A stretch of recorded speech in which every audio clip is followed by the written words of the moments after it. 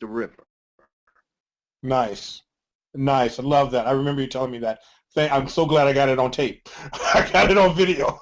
That's amazing. It becomes very important. Correct. Yes. Because what got you across the water, mm-hmm. when you needed it, it was there. Celebrate that. Mm-hmm. Mm-hmm. But if you continue to carry the boat on dry land, it becomes a burden. Absolutely. Well said. And so the Creator gives us all these wonderful things. Yes. Like the man that was in the street, and there was warnings that there was going to be a flood. And a man came by in a car and said, come on, man, come on in here, man. There's going to be a flood. The man said, I'm not worried about it. God will protect me. Mm-hmm. Mm-hmm. Man went on. Mm-hmm. The rain comes and the water starts coming up. He gets real high, up to his chin. All of a sudden, the boat comes by. He said, come on, man, get on the boat. There's going to be a flood. Man said, I ain't worried about it because God will protect me. Water continues, goes over his head. A helicopter come, throw a rope down and say, come on, man. You're going to drown. He said, I'm not worried about it. God is going to protect me. Well, man drowns. He dies. He goes up to heaven. He faces his God. He says, God, I prayed to you. I have faith in you. I told everybody you were going to save me. God said, shut up, fool. I sent a car, a boat, and a helicopter for you, and you didn't listen. Never gets old. I love that. So we never know how things are going to come to us. We never know how it's going to come to us. Absolutely. Absolutely. God brings us things. The Creator brings us these things. And so what we think is a curse is really a blessing. Yeah. And so that it becomes important, Brother Philippe, that we open up ourselves to a new way of living and working with each other in the deepest and most profound way. Absolutely. And it's paraphrasing Einstein saying, I'm paraphrasing Einstein saying, the thinking that got us to where we are is not going to be the thinking that is going to take us to where we want to go. Absolutely. So it just, when we think of evolution, does it not make sense that the religion or the faiths or the beliefs or the spiritual customs of a particular time and a particular era would not apply to a different era? Would that not make sense? Because even if you look at history, religion evolved. So why is it so difficult? And I'm speaking to my people, my African American people, my melanated people. Why is it so difficult? And I'm asking you the question rhetorically in a sense. So difficult for us to step outside of that box and look at the science that exists and look at the truth that exists. Why is that so frightening for us? Because this is how I've observed it, that we were snatched from our homeland. We were snatched from everything that made sense to us. We were brought to a hostile environment, an environment that we had never known before. And when we got to this location, the Americas or wherever it was, we were told a story about a man who very much lived the same type of existence that we had. When you look at the story of Jesus to Christ, mm-hmm. and what he went through, on Holy Thursday, the Thursday, right, he has a big feast for his disciples. He even washes their feet. And he is, as a human, he's afraid of what's about to happen to him. So he goes to the Garden of Gethsemane.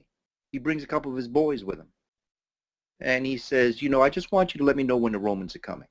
I'm not asking you to do anything. Just let me know so I can prepare myself. So he goes in and he starts to talk to his father. He said, yo, Dad, please, like you're God. You could snap your fingers and everything would be all right. Mm-hmm. Why do I have to go through what I know I have to go through? Why do I have to go through? And then he heard something. He goes back and he sees that his boy's asleep. And he says, wow, like, can't you stay up? I with all that we've been through, I'm only asking you to just stay up. Let me know when they're coming. Oh, Jesus, I'm sorry. Okay, man. Okay, you go ahead back, talk to Pop. I'll take care of it out here. We'll watch. We'll let you know. Mm-hmm. Goes back, but something overcomes him. And he says, okay, Father, if this cup cannot pass over my head, let thy will be done. And something comes over him, and he goes, the Romans are coming, and his boy's asleep again. So he doesn't deal with them.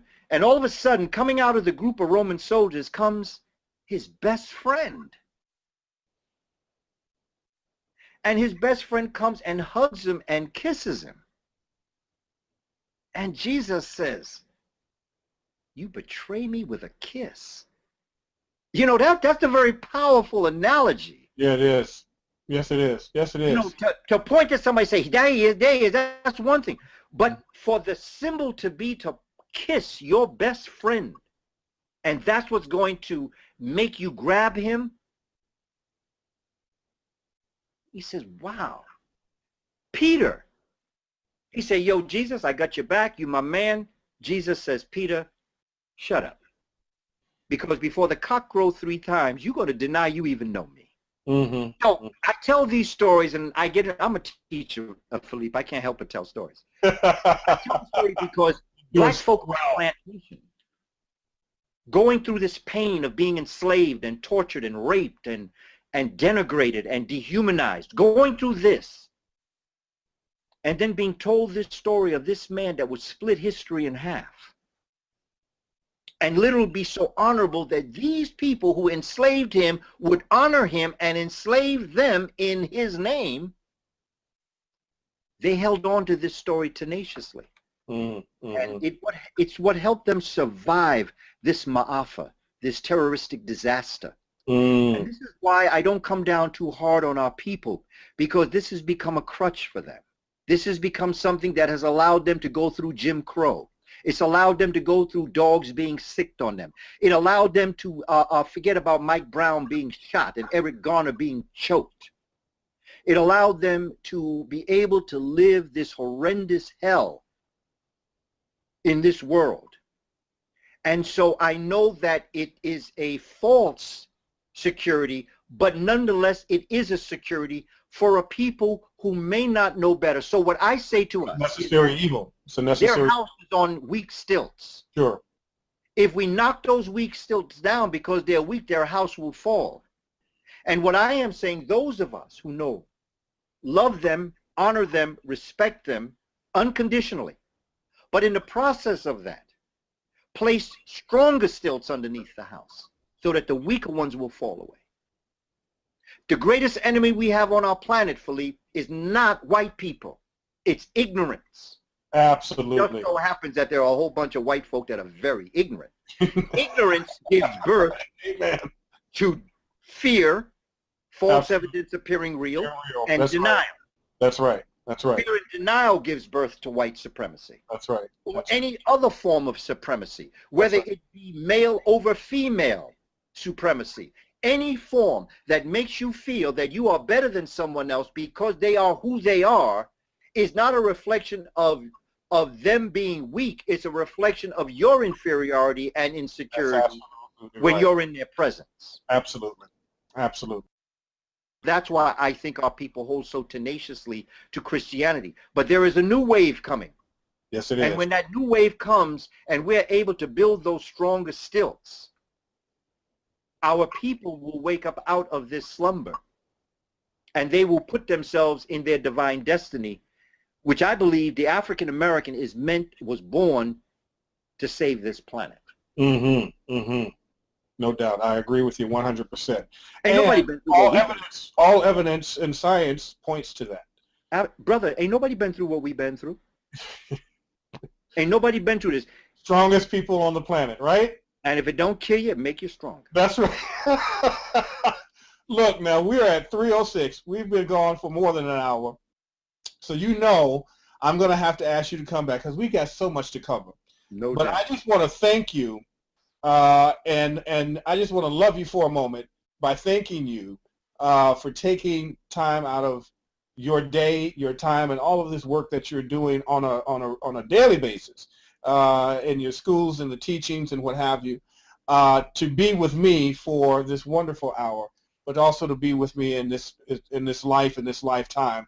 I am so happy that I showed up and you showed up at this time. It's absolutely amazing. Thank you. But I would like to ask you, can you come back and we can talk about this and go even deeper and maybe even do a Q&A and get some questions from the audience? I look forward to it, my brother. I thank you also because your time is valuable too. And if it weren't for people like you, what purpose would I really have? You offer me an opportunity to be able to speak to our beloved community. Yes. Who no matter who you are, we are all in a position where we're trying to find our way back into a much better spot.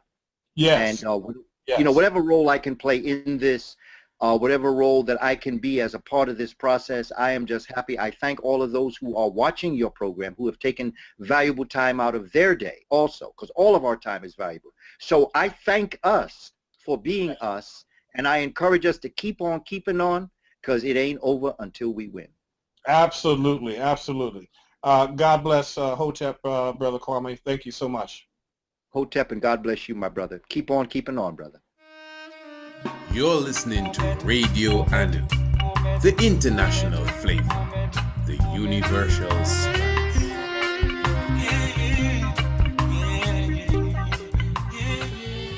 Blessed love my family. It is time to step into the tiger's nest. Join me every Monday, Tuesday, Wednesday, and Thursday evening at 7 p.m. Eastern Standard Time for the Tiger's Nest.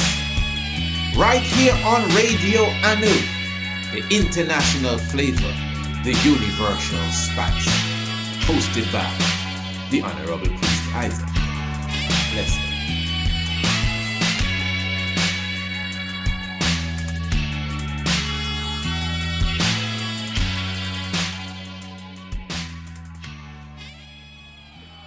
Blessed my family, do you have your copy of the True Biblical Land of Israel? No? Well, visit our website, priestisaacinstitute.com, and order your copy today. The True Biblical Land of Israel, originally a theological paper, proves to the reader that the land of Israel, according to the biblical geographic description, is Africa plus Arabia. Most definitely a must-read for all. And while you are at it, our other books, namely The Heavens Declare the Glory, Rastafari and the Cosmos, as well as Anu, Ancient and Modern Revisited, are definitely of interest to all. Each book goes for only $20, but when you order the three together, you get them for only $50. So visit our website, priestisaacinstitute.com, or email us today, priestisaacinstitute@gmail.com. Blessed reading. Give thanks.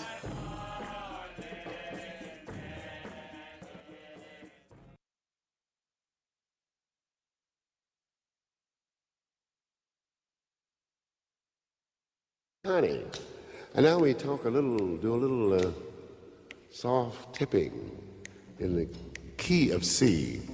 The C is not only the key, but it's the initial of the cat who's going to tip and whisper. This is the tipping and whispering.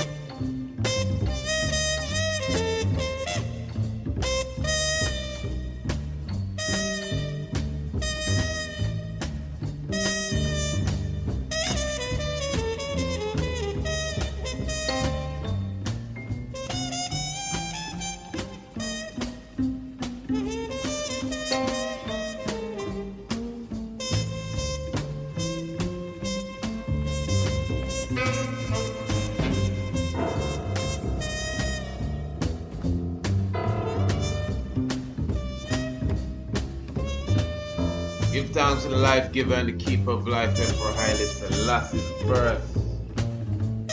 What a wonderful Savior is Negus, my Lord. Give thanks for all those who might have chosen us.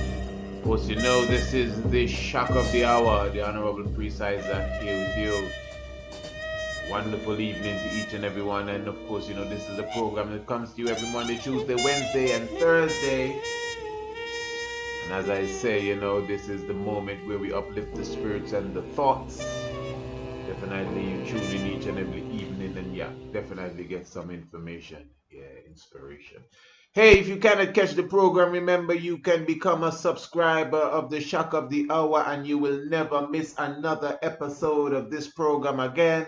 And all you have to do obviously is just to contact us via email, which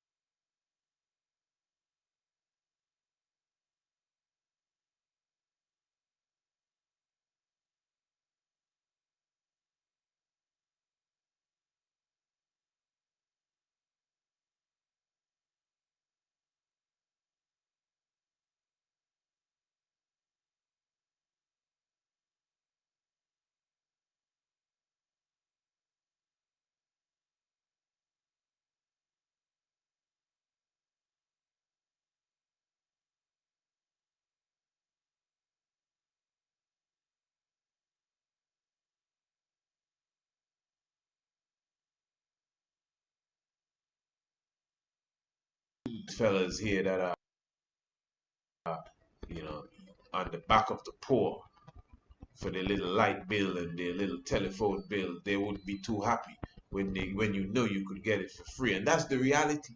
It's not just Nikolai Tesla alone. You have many individuals. You have a long list of individuals, scientists specifically, and in some cases reporters and investigators, but scientists whose labs have been burnt down. Individuals who have created or invented machines that were able to harness, or machinery that were able to harness free energy and create electricity. And these fellas raided their laboratories, took away these inventions. Some of these scientists have been murdered, some of them kidnapped, some of them disappeared, just because they wanted the poor people to stop paying light bills.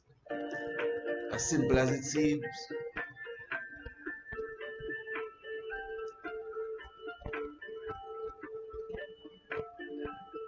Talking about the mystic vibration. Now, of course, my brothers and sisters, in many different ways as well, give thanks for that. We'll return to that in a moment. In many different ways as well, since they are highlighting, the number 9 and 6 and 3.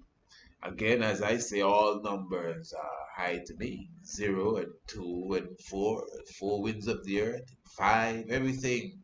Venus and its 5-point petal flower, 5-point star movement every 8th year. Everything coincides here. You see the 5 and the 8 coincided.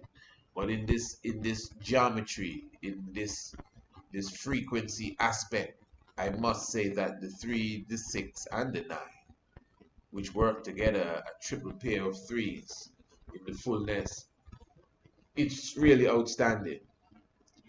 So even with angles again, when it comes to, for example, like the circle, we're talking of degrees.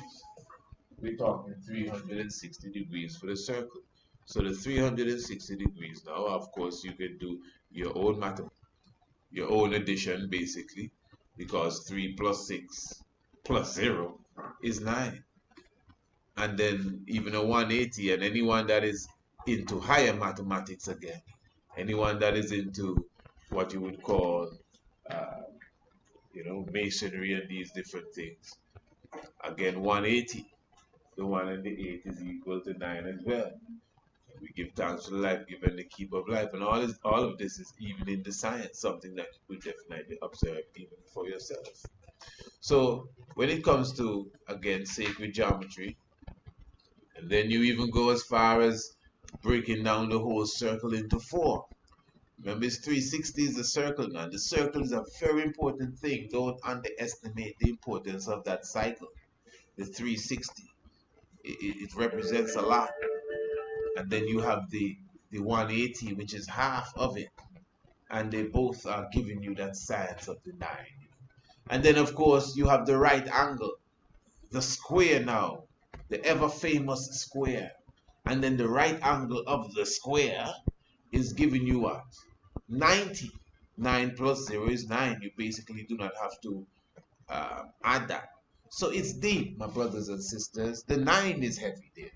The 360, the 9, the 180, the 9, the 90, the 9. But then again, when you bust the 90 in 2, you get the 45. Now the 45-degree angle is very key too.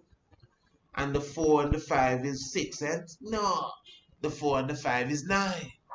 So all of this is key as well. No matter what direction you take it from. The circle, that's why they call the circle the wrestling ring, pardon me, the squared circle. The pyramid itself is a squared circle as well. That's the depths of it, and at the same time, several triangles. Okay, so now even the 45, when you bust 45 down the middle again, you get 22.5. 22.5. And addition again, the 2 and the 2 and the 5, you still come again to 9. So the 9 again keeps showing itself up within the circle. When you take the circle and you start to break down the parts, and you could go on and continue to break down, those of you who are who are mathematically inclined and want to go into the science, you could break it down as much as you want. But the point is, we are going to continue to get the number 9, that highest of all numbers within the science of creation, because the circle is very symbolic of the science of creation. That is why it's the square again, and the other shapes, you see, the 4 corners of the square, 490 degrees for you, which really obviously again adds up to the 360. And that is what I'm talking about. We are dealing with frequency. Shock of the hour. Definitely don't go nowhere. I got greater things.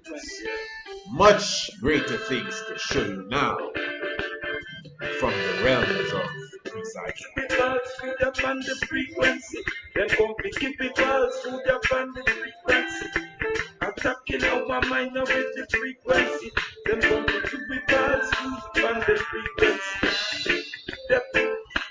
Pathology, look you see, in your depth psychology. The man that give them ultrasonic bombardment resonance. On the frequency, yeah, on the frequency. Them come keep it balls food on the frequency. Them come look up the Rastafari Trinity. You see, keep it balls food, yeah, on the frequency. Who them about attack versus maternity. But I see frequency, it's just the frequency. Then come keep it bad thinking from the frequency. Then come keep it ultrasonic resonance in a good frequency. Then come keep it holographic in a good frequency. Come be amplified your thoughts of negativity in a good frequency. Then come keep it bad food on the frequency. Then come be attack with country on the frequency. Then come attack with sovereignty on the frequency. Think they can sit for your mental image. Them know your frequency. Them know your frequency. Them have a laser sent out from your frequency. Them have unite your hydron. Bump to the image where your hydron. Particles are show them. Diffraction, diffusion, crystallography. In the heart of the crystal where the scattering center. In the frequency. We take in the frequency. Hey, Lord, the Almighty is the frequency. The Rastafari chanting out in the frequency. Yes, and I believe, yes, and I see I in the frequency. Oh, I believe it's the frequency. Those the Father then was hiding in the frequency. All of seal and many prayers in the frequency. We come in frequently, praising the Almighty. They in the frequency. When I get in the frequency, the mother attack the mindset in the frequency. The mother of your mental image. Send it all them real back. Far country, visit the frequency. Yeah, you gotta touch the man Zephaniah Zubu wherever you are. The frequency of love and truth in the frequency. Forget the frequency of togetherness in frequency. Oh, I Jah is the frequency. Only for distraction and diverting of their frequency. The man that come with all attacking from the far country. In their frequency. In the frequency. The man that attack little baby in the frequency. From And even blessing up the one Baba every time. Fire. Every time. The frequency, the frequency, the protect you, go be one another way. Brother Israel, fire. Dubtronics. Holding from in one is how to get that frequency. And the distance cannot become. Hey, remember officially you can check the Rastafari Experience Facebook page. Once again, that's the Rastafari Experience Facebook page. You know what to do, like it and follow it and do all the stuff that they tell it to do. That's right. Well, not everything. You gotta take it time. Hey, don't do everything they tell it to do, man. They're gonna tell it to do some strange stuff, eh? But hey, what I'm saying, of course, you can visit the Rastafari Experience page. Definitely, that is the corporation handling the whole aspect of preserving and defending Green Castle Hill. You know, of course, you know that is my company, which I co-founded with the Honorable Andre Nibs. And we are definitely, again, hosting this year the spring equinox from the 18th to the 22nd day of March, and we're definitely looking forward to each and every one coming down. Well, it can't be each and every one because space is definitely limited. As we say, we're giving you a lifeline of the 29th of February, what they call a deadline to confirm with us and make sure that we are all on the same boat and singing from the same hymn sheet. And looking forward for you at least by the 17th. All you got to do is just to make sure that you have your flight and everything reserved and ticket in hand. And by the 17th, once you can reach to our doors by the 17th, it's all well, it is all blessed, and so many things are in store for you even at that hour. And remember the essay competition, especially for those who are in the nation of Antigua and Barbuda. Remember the essay competition is at hand. This is the time. The Priest Isaac's essay competition. We will be doing a special program on our YouTube channel as well. Well, more specifically the YouTube channel for the essay competition, where we will be giving more proper details, a program designed for that to give proper detail as it relates to what is expected, So even when we do all our other radio interviews, we will just point people to that, and that will just give them all details, the different division of the groups. We're catering for children from 7 to 17.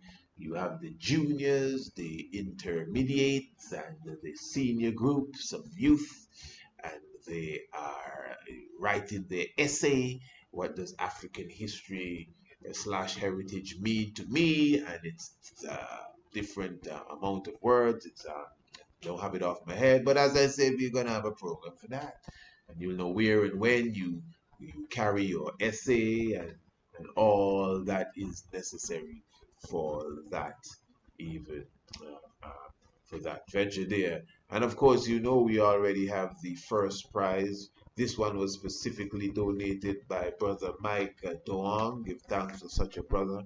And that is the Acer Spin One laptop. And that will definitely be the first prize for the senior group, at least for the moment, as we also have the tablet as the first prize for the intermediate. And technically, although we have ideas, we are still working officially on the prize for the junior. Of course, this is this is a service provided by us at the Priest Isaac's Institute of Holistic Knowledge.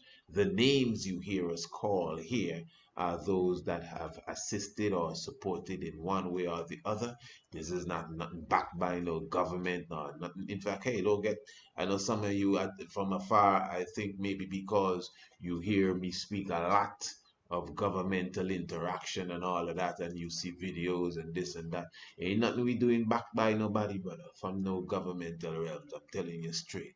This is hard work by myself, my institute, Rastafari Experience Antigua. And I mean, yeah, trust me, I'm just telling you straight up. So this is our work, the finance that goes into anything we do. It is definitely straight from whatever we have, our own hard work, what we provide, and those that you would hear us mention who come on board and do give and assist, because the essay competition is more than just the prizes. It's a whole event, and bringing to an awareness a lot of what we do. Even our equinoxes, it's a lot of it is a great percentage of it has to do with bringing an awareness to the people of whatever the topic is. So African history, the importance of African history in your curriculum. We ain't just doing no essay competition and giving back to society. Nah, this is a war going on here. We don't play no. This ain't no joking about. It's kill. We come to kill people. Anyway, let me I'm getting out of myself here. So anyway, I lose me there a moment, man. No, I serious. That. This is a war, my people. Let me just leave it at that. As they say, when I hear them talking about they're going to invade Iraq, we're fighting for the hearts and minds of our people. Well, we're doing the same. This is a good way to do it. You know, when they remember their African heritage and all of that, they, you know, they know themselves. Hey, the time is moving. Eh? This ain't the essay competition program. I'm ready to go into it. Just look out for it. But remember also, you know, anyone that wants to be a part of it, do not be afraid or ashamed to contribute to it. Of course, in the very same way, we will always make sure that the nation and the international community knows that you have also put your hand into the, you know, the movements of this. Also, give thanks to Brother David Juanes. Hey, I'm not feeling with them names. That's kind of have me going. I'm feeling with my brethren. So, Brother David and Brother Mike. Yeah, bless up in all ways and do it, you know. And of course Brother Alvin again, and Brother Mark Calamas, you know, all those who contribute to the essay competition specifically within such realms. Hey, let us continue. We got something to touch upon right now in the mystic zone.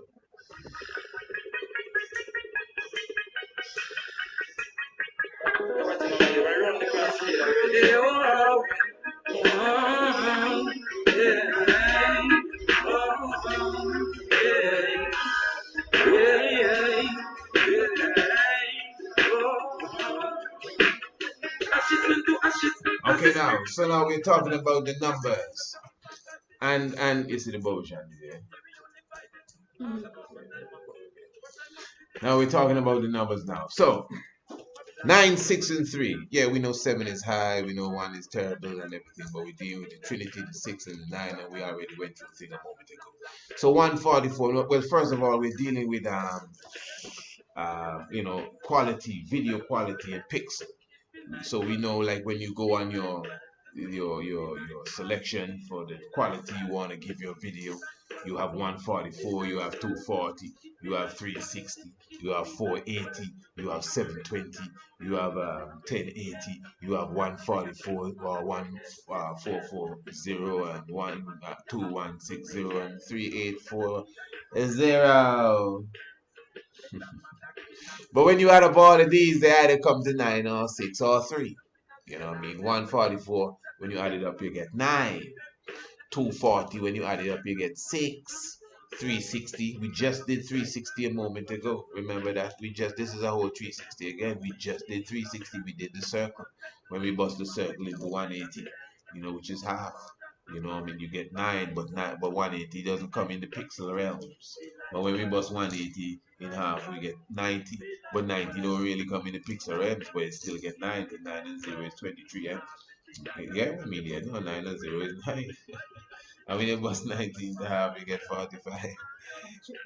Yeah, okay, 4 and 5 is 9, you understand? But no, as I said, in the pixel, as far as it relates to the video and everything, 1, 4, 4, 9. 2 and 4 is 6, because 240 is the higher one. 240, 2 and 4 is 6, and then 360 in the circle, as we said, is 9. You know what I mean? 480, 4 plus 8. 4 plus 8 is not 3 really, you know, but 4 plus 8 is 12, and 1 and 2 is 3. And 7 and 2, because 720 is the next one. 7 and 2 is 9, right? And 108, 0 is 9 again. But you have to keep in mind them numbers here, like 1080. You know, remember Antigua alone is 108 square mile, 108. Remember, even in what you call the place up there in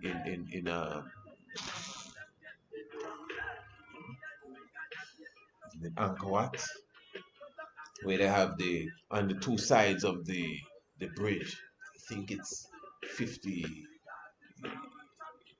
but there's an addition of 108 statues. I think even in the sea, the Vietnamese soldiers, there's the 108 statues underneath the sea that represent the soldiers, the Oriental soldiers. And then you also have in certain Vedic the 108 Psalms. You even have the Vatican, which they have sitting on a landmass of 108 acres. Again, Antigua, 108 square miles, with the science of the 108, very symbolic. So 108 is a number all by itself, 1080 within the pixel. We began with 144, which by itself is a science. We talk about biblically the 144,000 elect saints, the children of light. There is real light, which 144 is the speed of light. 144 minutes of arc per second is the speed of light. Light, when light travels in an arc, So in other words, light is 186,000 miles per second, yes. But when it travels in an arc, like if it has to go around the world, then it is 144 minutes of arc per second because it has the bend. So you see the science there, 360 stands alone. Then the next number, well, 144.0 also adds to 9, but the next number is 2160. That I'm still speaking about the pixel. I know I'm saying a lot, I hope the people are with me and getting it. Numbers is a language all by itself, We got to learn it. 2160. That alone is the whole aspect of the precession of the equinoxes. That's a great month as such. That's 2160 is the age. That's the length of years in an age. 2160 years in an age. You catch what's going on here, segment. So the science is 2000. 1 plus 6, 2 plus 1 plus 6 is 9 again. So the science is within the numbers. And again, you could see within the pixel, this is something I don't even know what's the area of study that deals with this. Of course I do. IT technician. I'm not that versed in internet technology. So when I hear about pixel or whatever, I'm just as green as the regular man when it comes to knowing, the depths of these things. I just know sometimes when I watch in the internet, I can press that little funny button there and you see the thing come up and you just go to the highest high definition and your picture shows better. Honestly, I can't break it down to you right now, but it's very mystic that all these different choices you have, and they have a good amount of choices, they all add up to 6, 9, or 3.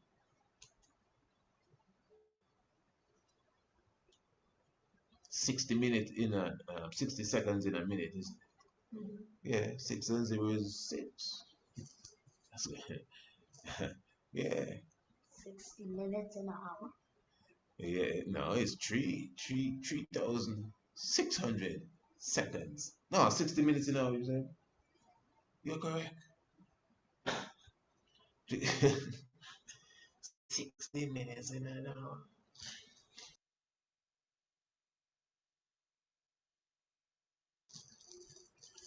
But as we're dealing with the seconds in an hour now, you have 3,600 seconds in an hour. That's 9 again, 3 plus the 6. You have 86,400 seconds in a whole day. 8 plus the 6 plus the 4 is you're adding, and then you add until you get the single digit, because it's 8 plus 6 plus 4 is 18, and 8 and 1 is 9. Bust it down. So if you just go any which way, again, this is not necessarily, after class for maths, but it is a maths class, so we're not going to sit down and add every little thing. But the point is, when you go through the whole aspect, listen to this. Even in a calendar year, which is considered, this is deep stuff, 31,536,000 seconds in a calendar year, which is 365 days. That adds to 9. And hear this, in an astronomical year, that's what we deal with, which is 365.25 days. That is 31,556,600 seconds. That add up to 9.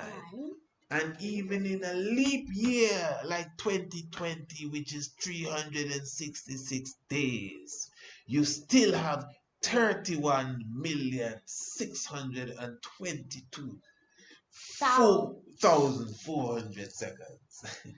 Thanks for the correction. And all of that still add up to 9. It's only 60 seconds in a minute, give you 6. And from there on, it's just pure 9s. Seconds. A second. Down a year, an hour, a day, leap year. Now, this is a very serious thing. So you cannot just overlook that, act as if you don't see that, pretend that you don't want to hear that. And anything that has to do with the truth, like what we prefer to refer to as religion and belief and so, if you can't find space for a science like that, something wrong. Science must fit in somewhere. That's creation. If it's God you're dealing with, you must be dealing with creation. Them is God's number. Creation.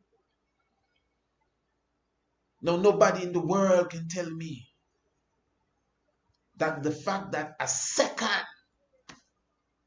minute, insignificant second, give me a second. I mean, I come in, I don't, what, give me a second. Minute. And this second can fit itself in every gap of time and come back to the number 9. Outside of 60 seconds a minute, outside of that, every gap of time, man, that is heavy. The minute, the hour, the day, I want to joke. The year, but hear this, man. Not just the year, no. The calendar year, the astronomical year, and the leap year. So the Bible is a good book, but you can't tell me that's the only place you can find the Most High. Impossible. When Venus dancing in the heavens? Come on. Holy Emmanuel Selassie, Rastafari. And honestly, that wasn't a cheap shot at the Bible at all. Just a moment of revelation, and that's what came out. That's what I meant to say, as they say, you know what I mean? Yeah, because ones have to understand that and comprehend that this is a vast realms of knowledge. When we get tunnel vision and just narrow ourselves to just this little angle, as oh well, you know what I mean, this little piece having all the truth. Can you imagine that? Look how we just sit down and bust down all the elements and the square and the circle and just unravel the numbers and the mystery of the numbers in the heavens. And we're going to just limit ourselves to, you know what I mean, a couple pages, a little translation of something that we're not even sure where it come from. No, that ain't good. Let's read the heavens. Let's read the heavens. If your book coincides with the heavens, then it passed the test. Then it passed the test. The heavens don't need to pass the test. Science don't need to pass the test. Time and space don't need to pass the test. Your version needs to pass the test. His translation needs to pass the test. How much pages they say it having? It needs to pass the test. Yeah. Give thanks. Life give the people. Holy Emmanuel Selassie, Rastafari. So again, we give thanks again, my brothers and sisters, and of course, you know, as I said, just continue to tune in. If you are not a subscriber, you know what to do. Just contact us, and you know, you don't know, we contact continually be with you. If you know your Bible and you do not know your history, the knowledge of your Bible will become a mystery. And of course, you know, it takes some real eyes to realize that are amongst us, Tiger's Nest. Holy Emmanuel Selassie, Rastafari. Blessed Lord. This is Radio Anu International. Cutting and clearing. renting and tearing.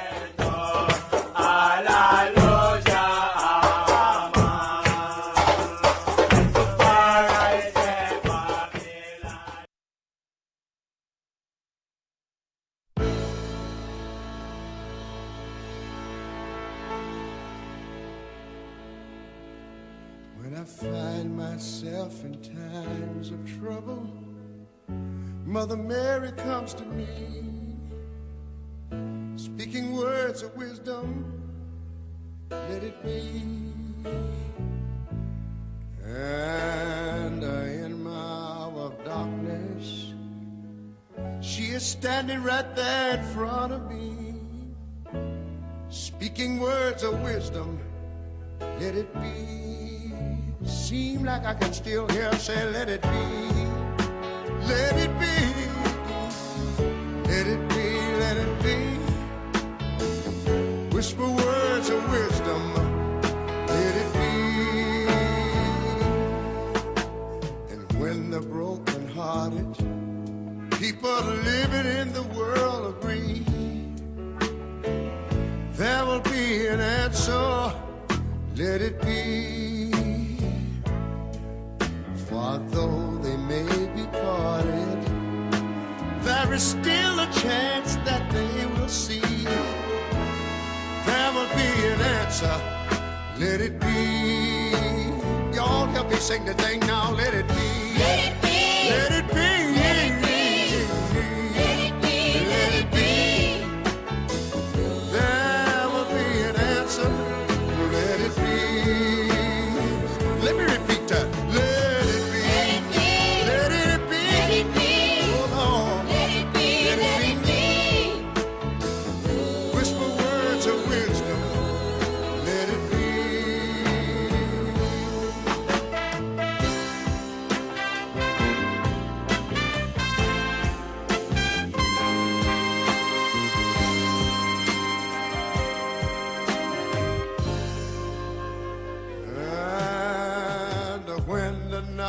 Cloudy, there is still a light that shines on me. Shine until tomorrow, let it be. You know I wake up to the sound of music. Mother Mary, she come to me, speaking words of wisdom, let it be. Seemed like I heard her say, son, let it be. Let it be, yeah, let it be, let it be. There will be an answer, let it be. All to do is keep the faith and let it be, let it be. Oh, let it be. There will be an answer, let it be. Oh, let it be.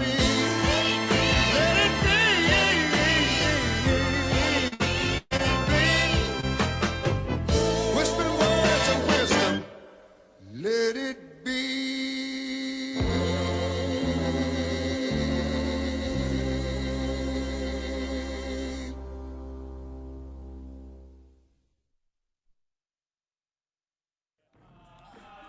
Blessed my family, do you have your copy of the True Biblical Land of Israel? No? Well, visit our website, priestisaacinstitute.com, and order your copy today. The True Biblical Land of Israel, originally a theological paper, proves to the reader that the land of Israel, according to the biblical geographic description, is Africa plus Arabia. Most definitely a must-read for all. And while you are at it, our other books, namely Heavens Declare the Glory, Rastafari and the Cosmos, as well as Anu, Ancient and Modern Revisited, are definitely of interest to all. Each book goes for only $20, but when you order the three together, you get them for only $50. So visit our website, priestisaacinstitute.com, or email us today, priestisaacinstitute@gmail.com. Blessed reading. Give thanks.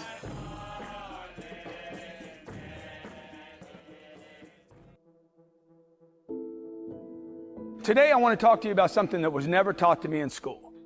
Success. Money. Winning. Power. Respect. Happiness. How about a hot chick? Look, everybody in this room should have some of that. You're going to either go get it or somebody else is going to go get it. This is how this thing plays out. It will have nothing to do with your grades. It's going to have something to do with whether you decide and stay focused on what you want in your life. There's two types of people. People that are going to get what they want and the life they want, and people that don't. Okay, what group you want to be in? My little girl, she's 3 years old. She's like, Papa, I want some gum. I'm like, baby, you don't get gum until you eat your breakfast. Now, you know that. She's like, that's not fair. I said, life is not fair. Life is bad for too many people, good for a bunch of people, and great for this many.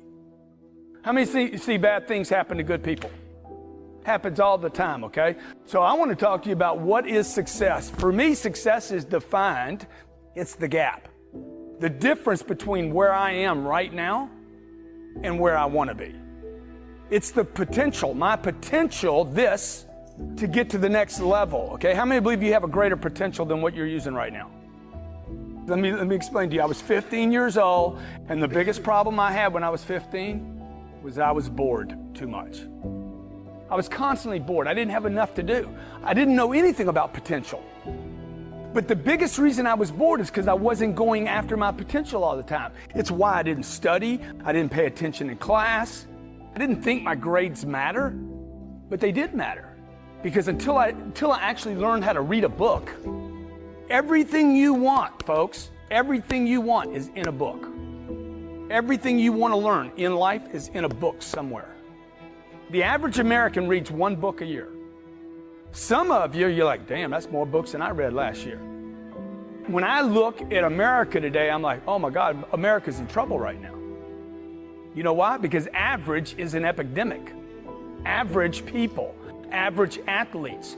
250,000 kids every year come out of high schools playing basketball in order to try to play in the NBA. You know how many out of 250,000 play in the NBA?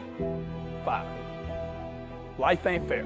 Life is bad for a bunch of people and great for a few. You guys got to decide where it's going to be, okay? Like, your potential is where you'll determine your greatness. I challenge you to only be focused on, hey man, what's my potential? Because if I'm operating at my potential, the next place, no matter how good you are, how many agree there's another potential? That's where people get excited. LeBron could retire right now. Money he can't spend. Why does he stay in the game? What keeps him excited? It's not yesterday's success. It's his potential. Failure is defined falling short of your potential. There's two types of people in the world. People that get whatever they want, when they want, how they want it, how much they want of it, go where they want to go. They never run out of money. They never run out of whatever they want in their life. And then there's everybody else. When I fail, I don't get what I want. I don't fulfill my potential. Money's a good thing. It's not a bad thing. People are going to tell you it's a bad thing, okay? You want your own money or your dad's money? I want my own money, man. I don't want to have to check with him. Hey, can you give me a little bit? It doesn't have to be like that.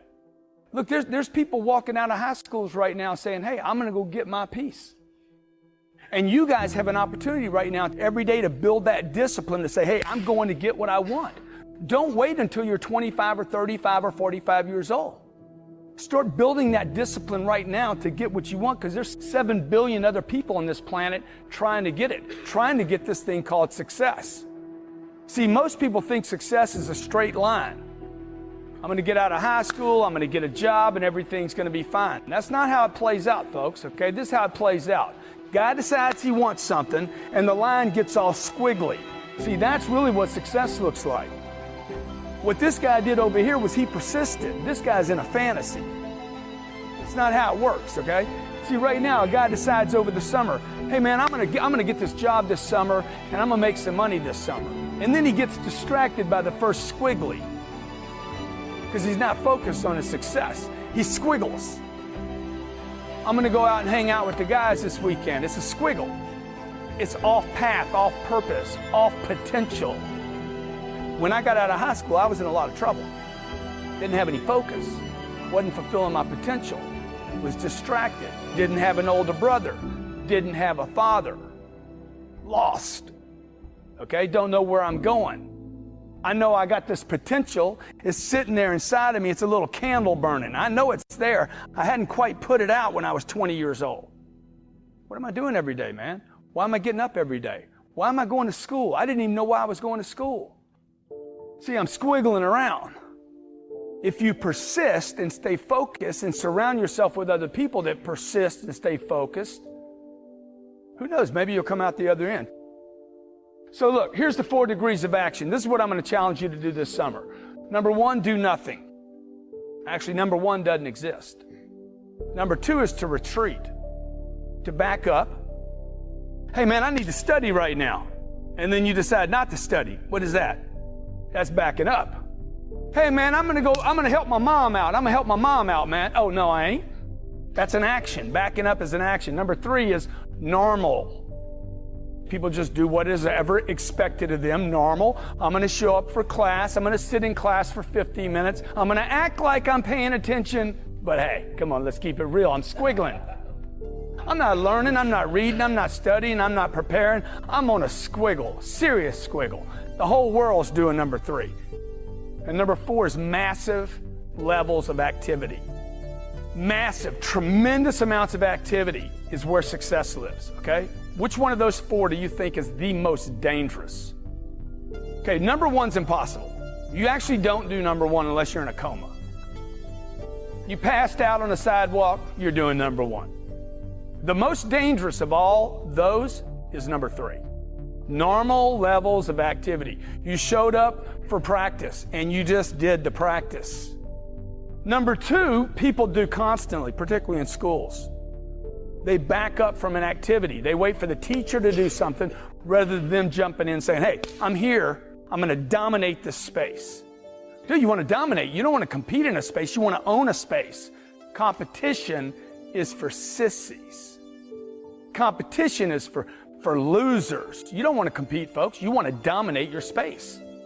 Okay, I want to dominate. I want to make a decision when I'm walking into a space to always go for my potential no matter what.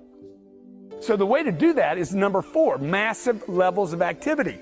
Find something you love, man, and do it. Own it, control it, take massive levels of activity with it. I had a guy tell me 3 days ago, dude, you got problems, man. I said, you're obsessive, compulsive, ADD. Bro, I ain't got a problem. Yeah, man, you got compulsive, obsessive disorder. I'm like, dude, that's a gift. I am obsessed with my success, with my family's success. That's not a disease. Let me tell you the disease right there. It's number 3. Number 3 is an epidemic in this country. You're going to school with kids that are just average rather than saying, dude, I demand greatness in my life. I want success. What are the average people going to say? You're a freak. Please call me a super freak. You want to get whatever you want in your life? Go get you massive action. Get new problems. You'll be more inspired. You want to have goals so big. You want to have goals so big that your problems pale in comparison. I'm going to suggest to you that you get your focus on where you're going, your potential, where you want to go. Get that focus so big that your problems are smaller. Here's the deal. If you have attention on your problems, your goals aren't big enough. How many of you wrote your goals down this morning? How about yesterday? How about this week? I write my goals down every morning and every night. Pull out a legal pad. Hey, where am I going in my life? What kind of life do I want for my family? What kind of life, how much money do I want? Would I like to have a big boat? What do I want for my kids? Every morning I wake up and the first thing I do is I write down my goals. Every time I lose, every time I'm defeated, I write my goals down. Why would that be beneficial to me? It motivates me. It puts my attention on where I'm going, not where I'm at. Do I want my attention on the defeat or do I want my attention on where I'm going? If you've ever been in a car, a windshield in a car is that big. How big's the rearview mirror? Why do you think that is? Because you want your attention on the future, on where I'm going. You want goals that are giant, folks. You want goals that are so big that every day you wake up and you're excited. And the reason I wasn't excited when I was your age was because nobody was telling me, man, have some goals, man. Because if you don't have your own goals, this is what you're going to do. You're going to spend your whole life making somebody else's dreams come true. You've got to dream dreams. There's a Bible phrase that says, without dreams and visions, people perish. You've got to have something to go for that inspires the heart and the soul. You've got to dream. Don't lose your dreams.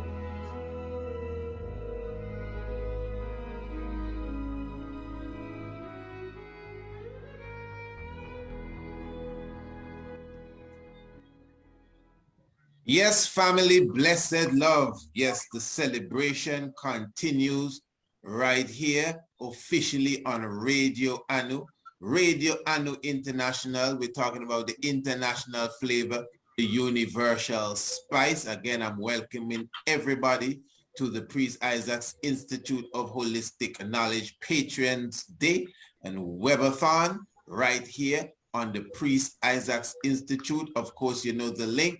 For those who are listening to it on different streams, it's priestisaacinstitute.com. We're streaming to Facebook. We're also streaming to the YouTube. You want to come straight to the website, it's priestisaacinstitute.com. Click the link to Radio Anu. We'll be here for the whole day. We have more people, more guests, more vibes coming in for us to carry this thing to another level. Remember, the Webathon continues. You could definitely make your pledge. Just email us. Of course, again, priestisaacinstitute@gmail.com. Make your pledge, make your contribution. Remember, all the links are there. Those who may be seeing it on the internet, the Cash App and the PayPal link must be in the description of the video or whatever it is you'll be hearing it on. I'm giving thanks for your presence with us as we are continually going through. Remember, we have special offers throughout the day. And definitely, as promised, we have a special one with us right now. We have the Honorable Empress Naya with us right here in the Tiger's Nest.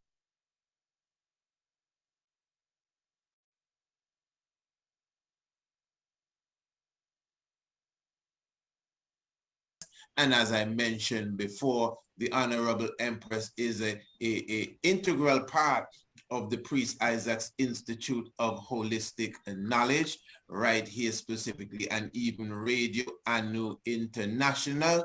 But today we're going to be talking some redemption healing. We're going to be talking about yoga. We're going to be talking about doula and so many different things. I already let you or gave you a good idea of the credentials of the Honorable Empress.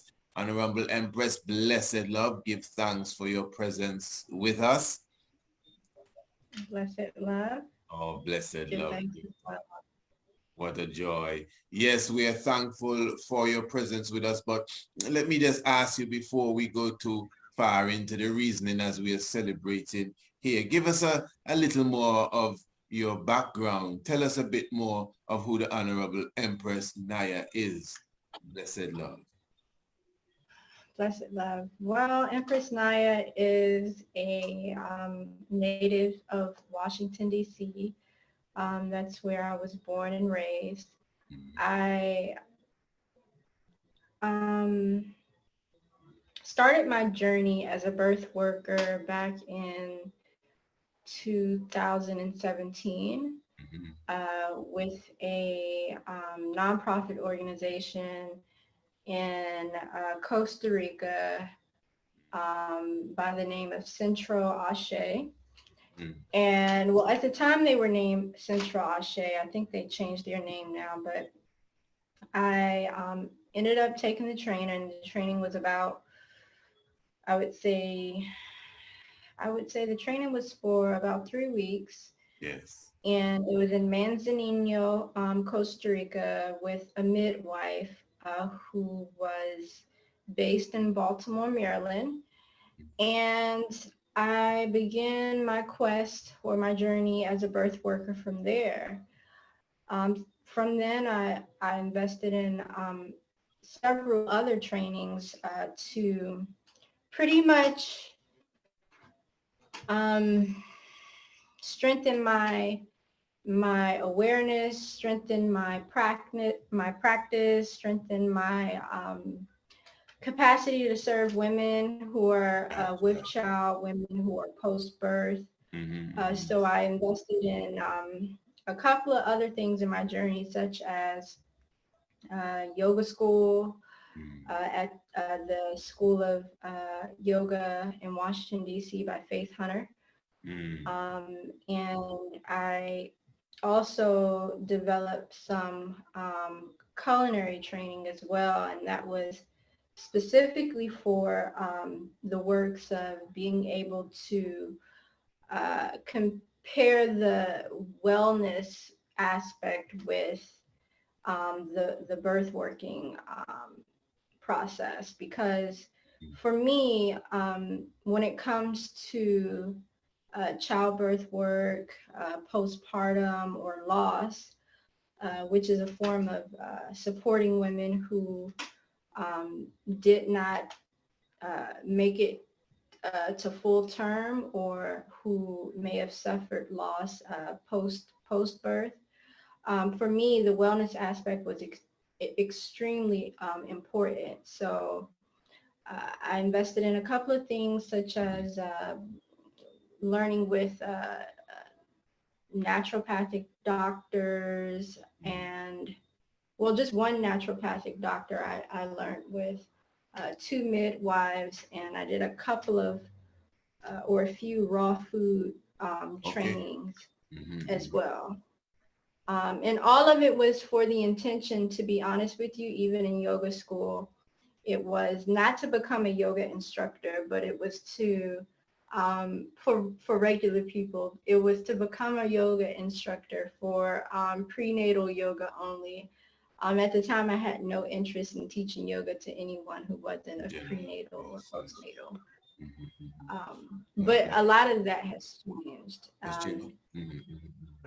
Yeah. But let me ask you, since you have gone to that level and you kind of blended both of them, because well, I want to ask you to, just give us a basic definition on what a doula or the art of it really is. But before that, if you don't mind, you speak of, you've definitely passed through different crafts there, as you say, even down to the culinary arts, and then as far as dealing with childbirth, and then of course the art of yoga, which everyone would have heard of, and somehow you're combining everything together. Before we go into any one of the specific subjects, I would like you to at least give us a bit of what people consider credentials. I hope I put you not on the spot, because as I said, you play an integral part in the Priest Isaac's Institute as well, even with the aspect of the homeschool and these aspects as well. So as far as whatever credential you would have, I know you're a Howard alumni, etc., etc. Just give us an idea before we go into, and then I'll ask you more about exactly what the art of the doula is about. Yeah, so as it relates to my credentials, pretty much it actually correlates to the work and experiences that I'm involved in now. So starting with Howard University, I began that journey in about January 2015, and I became a part of the the class that graduated last year, which was class of 2020. We had our ceremony this year because of the pandemic had made it a canceled event. At Howard, I studied actually, now when I think about it, I studied 3 things. I studied English. I entered into the university as a master's student in English, and I thought that wasn't working out for me anymore. So then I transferred. I had to reapply to the university, but it was like a transferring process at the same time. So I reapplied and transferred into the history department. and in the history department, I was really much more comfortable there. I had an opportunity to work with some really good historians in the department that focused on African American women, U.S. history, public history, which is an interesting thing. I just learned about it when I got into the program. And to join that, I was also a graduate student of the Women's Studies program, which was a certificate program that I had completed as well. And it was very interesting because we spoke about in that program a lot about, you know, the African perspective on women's rights and women's perspective within on a grassroots level, within the academy and within the family and so forth. So fast forward, or actually, yeah, fast forward, I'm here now.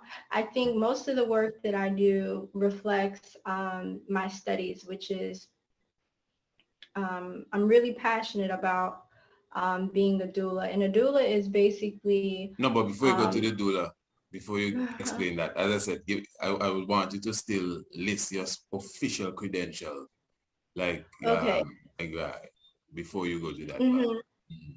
Okay, so And you see the reason why too, you know, because, you know, at the same time, as you know, we're celebrating here, we're launching, and we have things to offer the people, and you have some valuable services to offer the people, and not just within the aspect of yoga and even before you go into explaining to them what a doula is in general, but as you just mentioned, even when it comes to the African sciences and understanding African history and these things. So I would like you to give your credentials before you move on.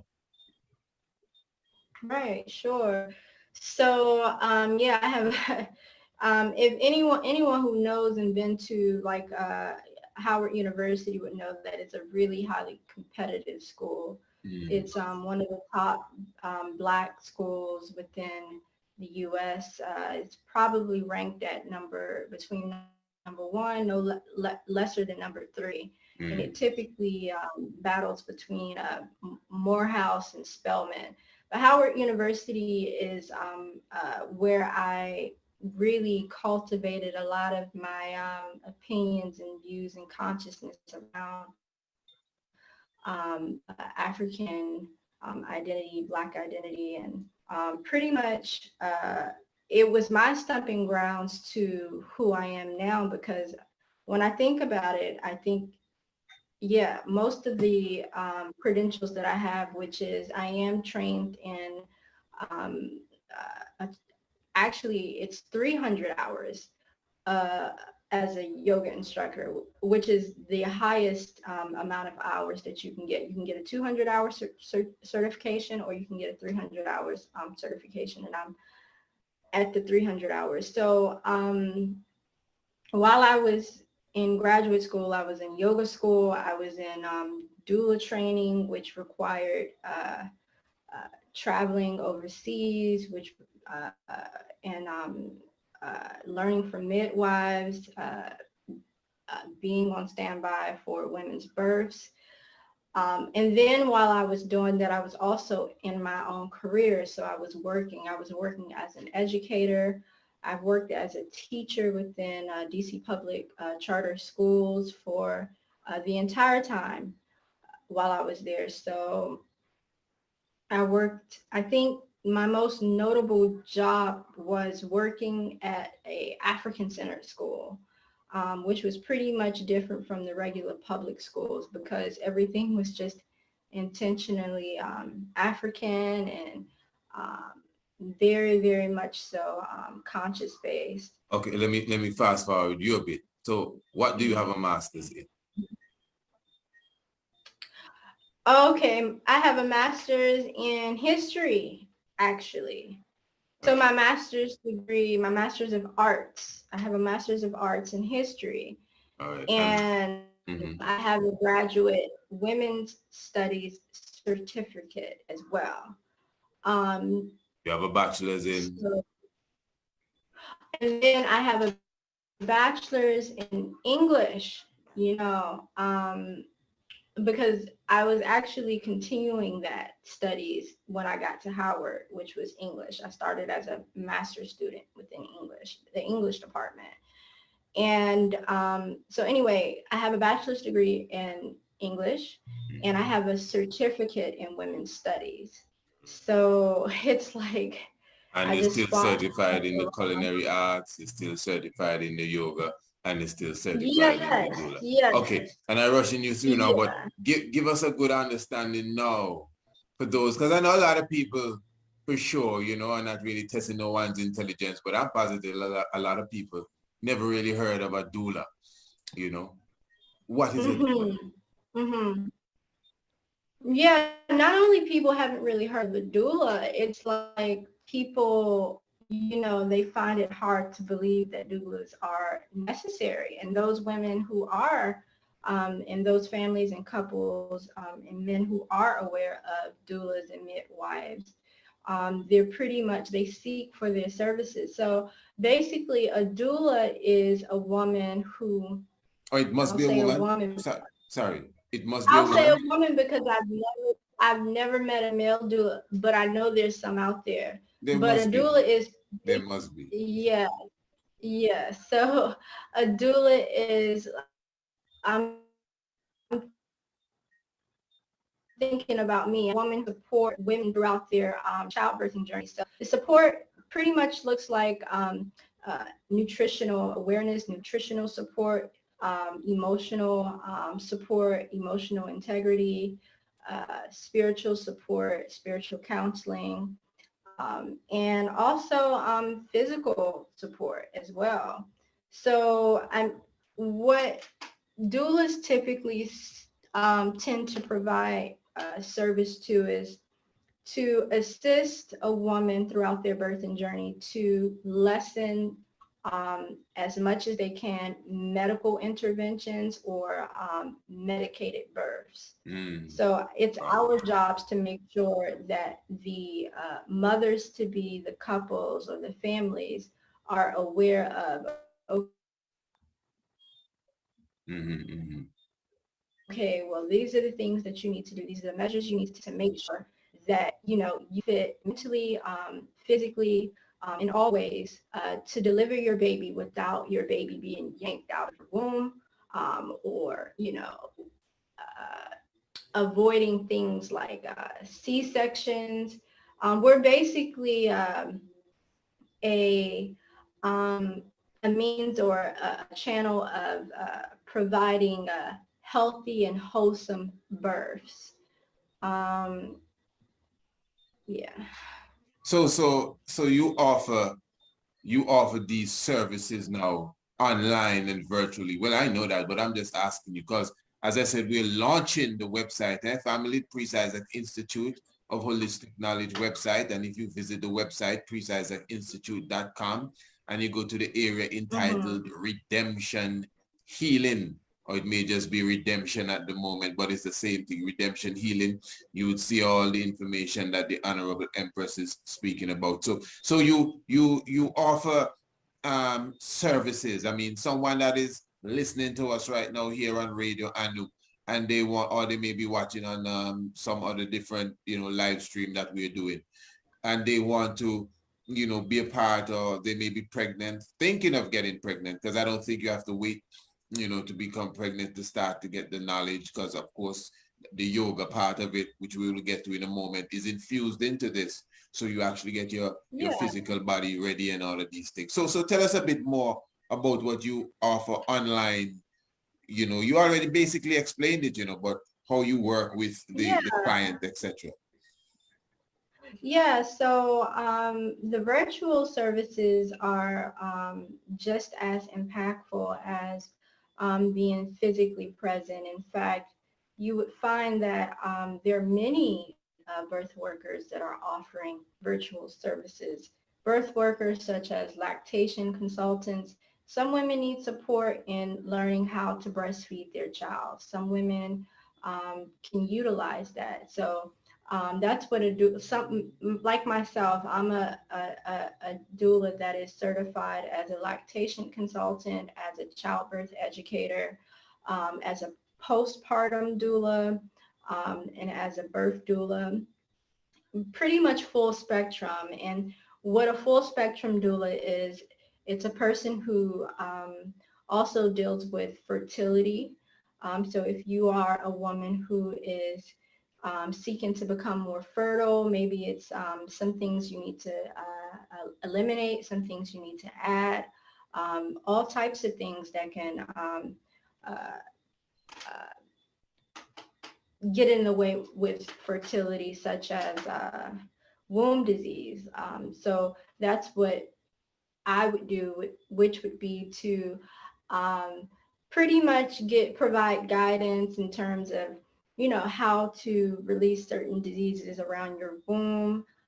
The virtual services are pretty much simple. They're basically led by the spirit. I try not to use the same formula for every person, because all cases are different. They vary, but mostly my spirit is more inclined to women who are seeking to give birth naturally. So how I typically go about supporting that is I try to promote or increase their regimen of consuming certain foods. So I would say if they're not totally plant-based, I would promote more plant-based consumption. Get them there. Well, definitely, if they're really interested, they know what to do. They can contact you, just where we are here, the website and everything, but before we come off of this one, not before you go, because you're right here with us, celebrating throughout the day. But before we come off of this segment here, I need you to explain to, the benefits properly, because, we might just take for granted and feel like, we can speak to the people as if they already passed, first grade, second grade, 12th grade. But some people are new, definitely, not just even to be what a doula is, but even to the real science of yoga. And, sometimes you hear a lot of people speak about being stressed, being, fatigue and headaches. And of course, there's so many different things. We are people that sometimes we lost the sense of the importance of staying hydrated. Sometimes we've lost the sense of, natural colon cleansing and, as you say, eating properly. But for sure, all of these things also with the art of yoga, and even yoga by itself is a stress releaser.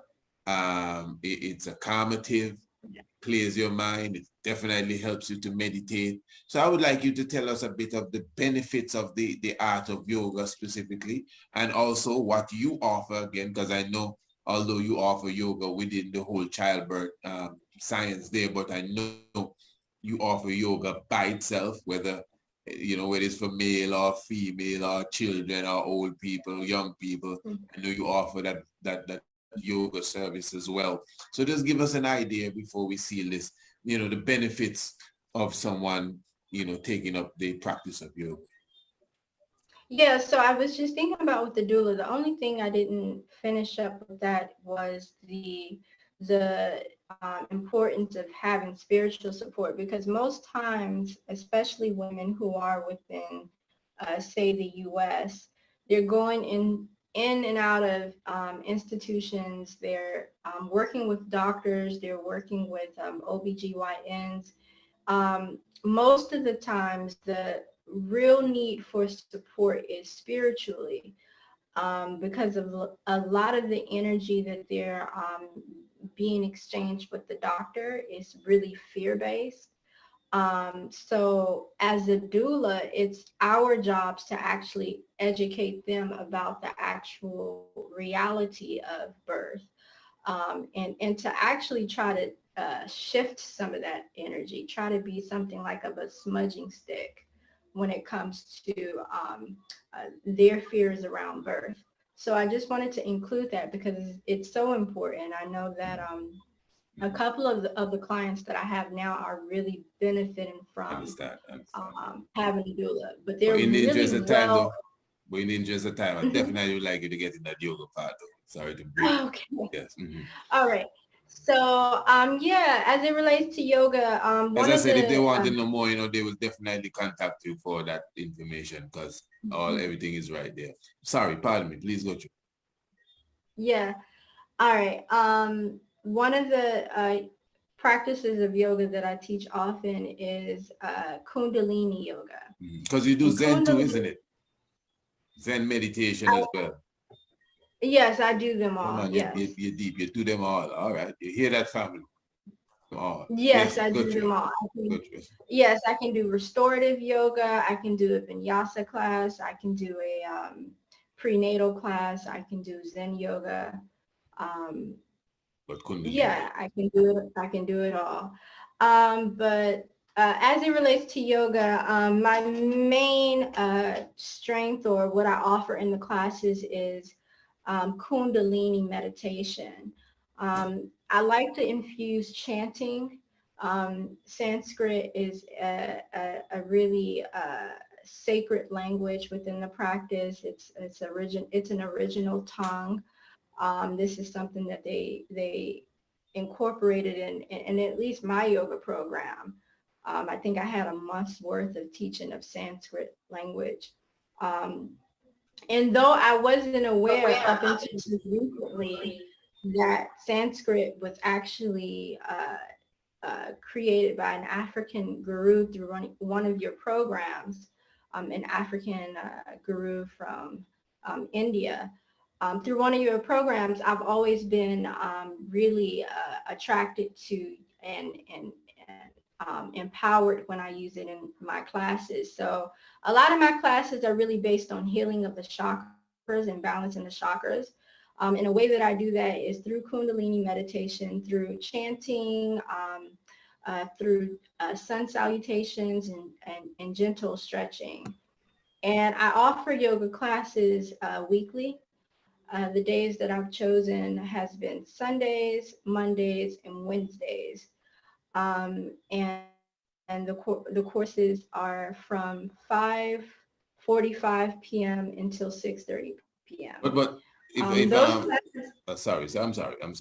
But I was just gonna ask, so if someone wants a personal course, you know, something like you, and they may have to modify time and these things to fit them, depending on if they can fit whatever the budget that you give them.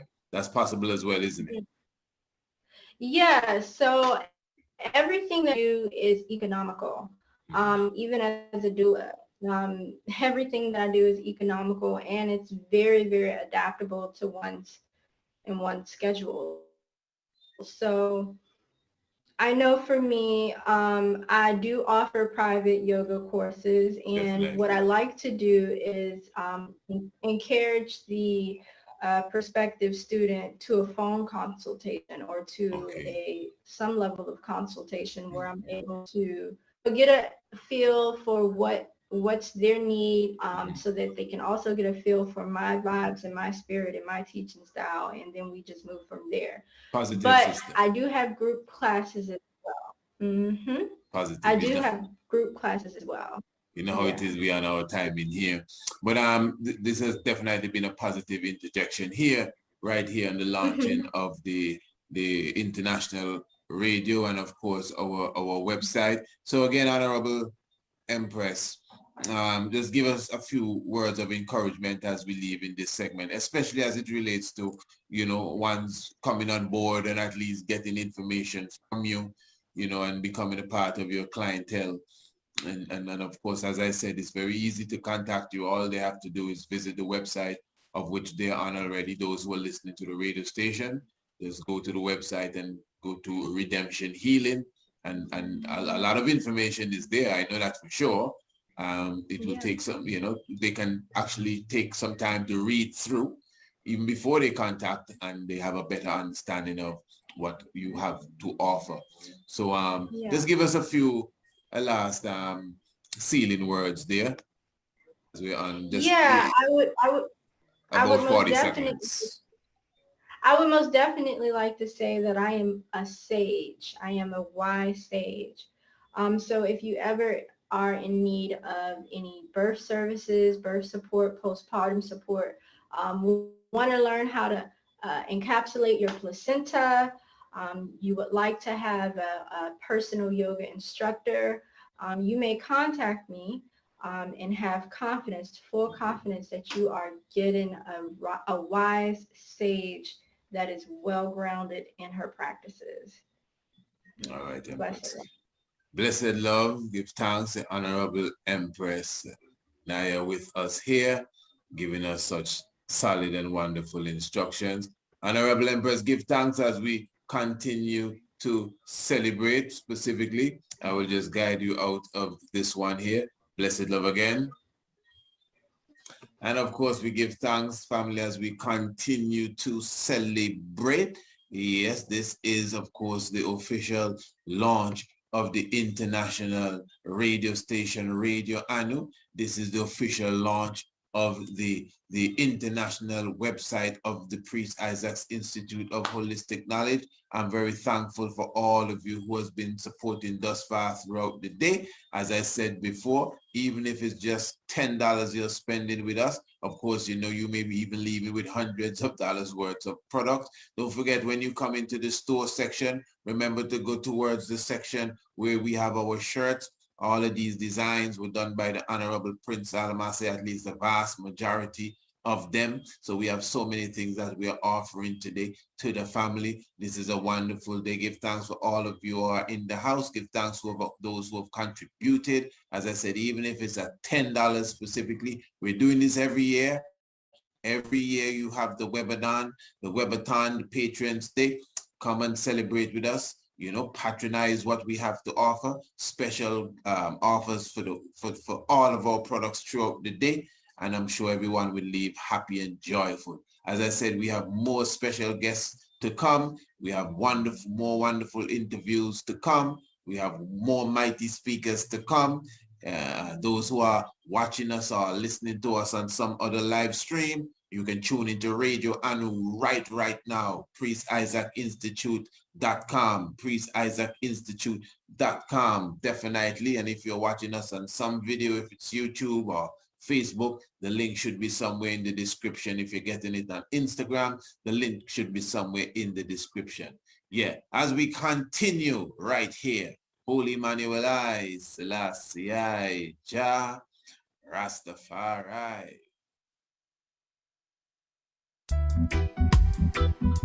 Rastafari decree, Rastafari decree, Rastafari decree. Inheritance tribes taken into a land of traffic, where the people regard not the person of the old, nor the young son. Speak a riddle unto the rebellious nation, and say unto them, what is your mother? Lioness, principally rock solid of an empress. When she be strong, the whole line universe rests. When she be storm, she literalize the tempest. Yes, yes. Babylon, you ain't even deep, no. Diva manipulation to scatter the nets. Concept of the demon mother with son fatherless. And any day she put to the test, every day she put to the test. But who can find a virtuous woman? Who can find a virtuous woman?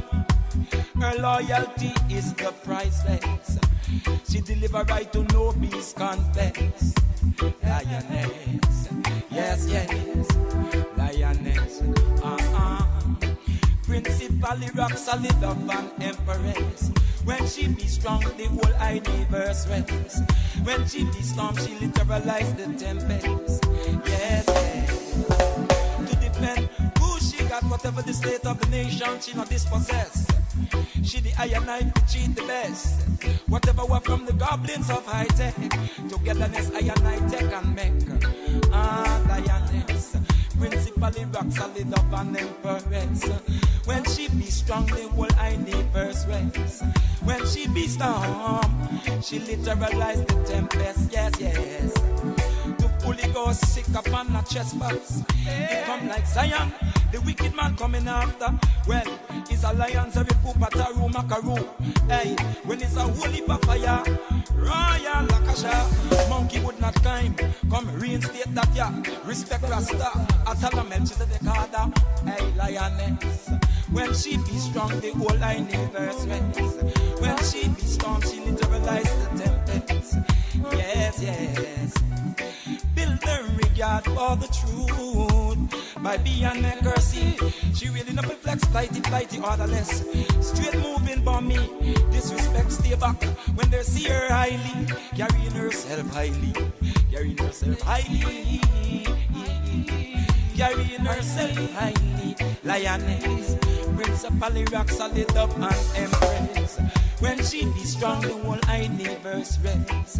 When she be strong, she literalize the tempest. Yes, yes, yes, yes, yes, yes. Build her regard for truth by being mercy. She really not flex, flighty, orderless, straight moving for me. Disrespect stay back when them see her carrying herself highly. When them see so that she carry herself highly. Don't bother come question the top end of the Trinity. She's a lioness, principally rock solid up and empress. When she be strong, the whole universe rests. When she be storm, she literalize the tempest. Yes, yes. To defend who she got, whatever the state of the nation, she not dispossess. As she, the iron knife, she the best. Whatever what come from the goblins coming from the west. High tech, together iron knife, tech and neck. Togetherness, oh yeah,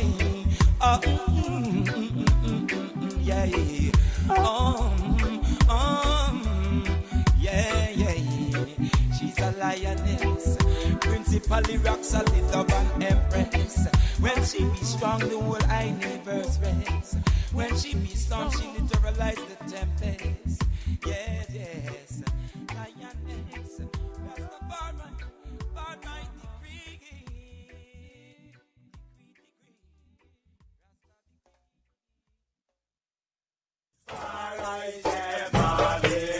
This is Radio Anu International.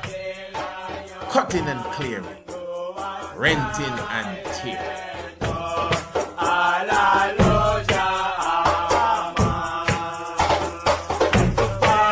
So essentially what we are looking for is this combination. We are looking for three things. One is the two pole stars. The second one is the 24-degree obliquity. And the third one, from this verse, it is telling us, what it is saying is, it says the peak of Hemanta Rutu. The peak of Hemanta, which means what? Approximately 1 month before 21st December in our times. Okay, it is saying the position of the earth was at the apopsis. That is what that verse is saying. And at the peak of Grishma, it was the position of the earth was at periapsis, which was closest to the sun. Now let's go to the timing of it. If we have to bring those all three things together, that we have two stars, pole stars, one in the north, one in the south. The obliquity is equal to 24 degree, and the peak of Hemanta at the apopsis and peak of Grishma at the periapsis, down to the day, the 2-month season. So right in the middle, down to the day, the periapsis and apopsis location, the timing comes out is at 12,000 BCE. And now we have that Surya Siddhanta. So something, if we think one is impossible, like how come it's a 14,500 years? If you have this picture, you think, okay, that makes perfect sense. There's a civilization going on in all fronts, and things are being added, things are being modified, things are being updated. All right, namaskar to everyone. We are going to do a 3-talk session today. But don't be scared, we are going to limit it to 20 minutes each talk. So the first one on the ancient updates to Surya Siddhanta. And I put the photo there because my co-researcher there, Mrs. Bhatti, she is based in Gandhidham, Gujarat. And so this was a joint research project. By the way, what I'm presenting here is essentially the exact thing I presented at Oxford University at their conference, and so it will be interesting to see or the compare their reaction versus your reaction at the end of this.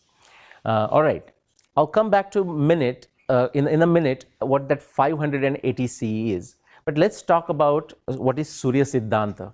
How many of you have heard Surya Siddhanta, the word Surya Siddhanta before? Excellent. Okay. It has 14 chapters and about 500 verses. It is much respected text on astronomy, the Indian text on astronomy, and respected around the world. Okay. It is not a elementary book on astronomy. You know, it is written in such a rich language that you are expected to be an expert astronomer to even understand what is written. Okay, it's not an introductory test. It is something like a pocket book with the formulas written, so to say. This one I'm quoting is from chapter 12. There are 14 chapters, as I said, and what it is saying, let's go to the translation. It says, thus everywhere on the terrestrial globe, our earth, people suppose their own place higher than that of others, of course. Yet this globe is in space where there is no above and no below. Okay, so the golastasya qua urdhvam qua vapyadaha. Where is above, where is below, because it's a sphere. Okay, so think of a sphere, like did we know that? But I'll come back to 580 in a minute. So that is the sphere, that earth there. Now in geography, we use what? Longitudes and latitudes. Okay, so think of a longitude. Where does the zero longitude exist in today's time? Anyone knows the answer? Greenwich. Okay, so it goes to the Royal Observatory in London. The Greenwich is just outside London, and that's where it is zero. Okay, do you know how it went there? I don't want to go into the history, but when British was ruling, I mean, they are the lord of the world, so that's where it has to start everything, right? But we'll come to that in a minute. Now, so that's our longitude, and then we have the latitudes. The equator is 0, and from equator, if you go all the way to the North Pole, that's 90. You go to the South Pole, that's 90. The earth is at the center. Now these longitudes and latitudes, I'm calling them terrestrial latitudes and longitudes. They are on the surface of the earth, right? We talk the Delhi as what, 77 north and so on. Now imagine, this is just an imagination, but imagine that grid on the surface of the earth and expand it all the way against the sky. And what you have got is a celestial longitude and celestial latitude. Okay, the same definitions. Now in modern astronomy, we use the term declination and right ascension. Okay, essentially for latitudes and longitudes. So remember the 90 degrees for the north celestial pole, the 90 degrees for the south celestial pole. So when I'm talking astronomy, not to confuse with the latitudes and longitudes on the earth, but I'm talking about the stars. Okay. All right, so 580, I forgot to mention what the 580 is.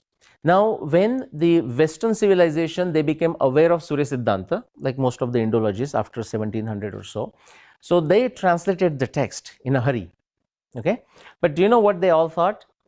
And they claim, I mean, Burgess, if you read the Burgess commentary, they said, okay, that's a 1500-year-old text.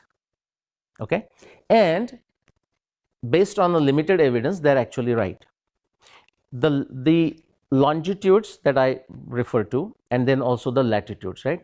So if you look at the longitudes of the nakshatras, now Indian system is what, 27 nakshatras, those are the stars in the sky, and Surya Siddhanta gives their specific position in the longitudes, celestial longitudes.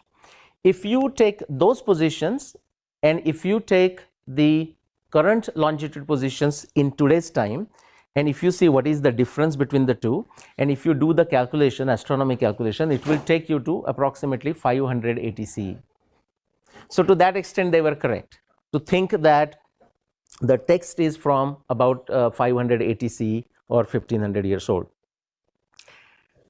I'll talk some interesting, funny things and how they tried to put the Surya Siddhanta down based on that. Okay, but let's move on. So 580 is the correct. Okay, based on the longitude correction, if you go back, the Surya Siddhanta values take us to 580 CE, and therefore they said yes, it's a decent text, but it is only 1500 years old.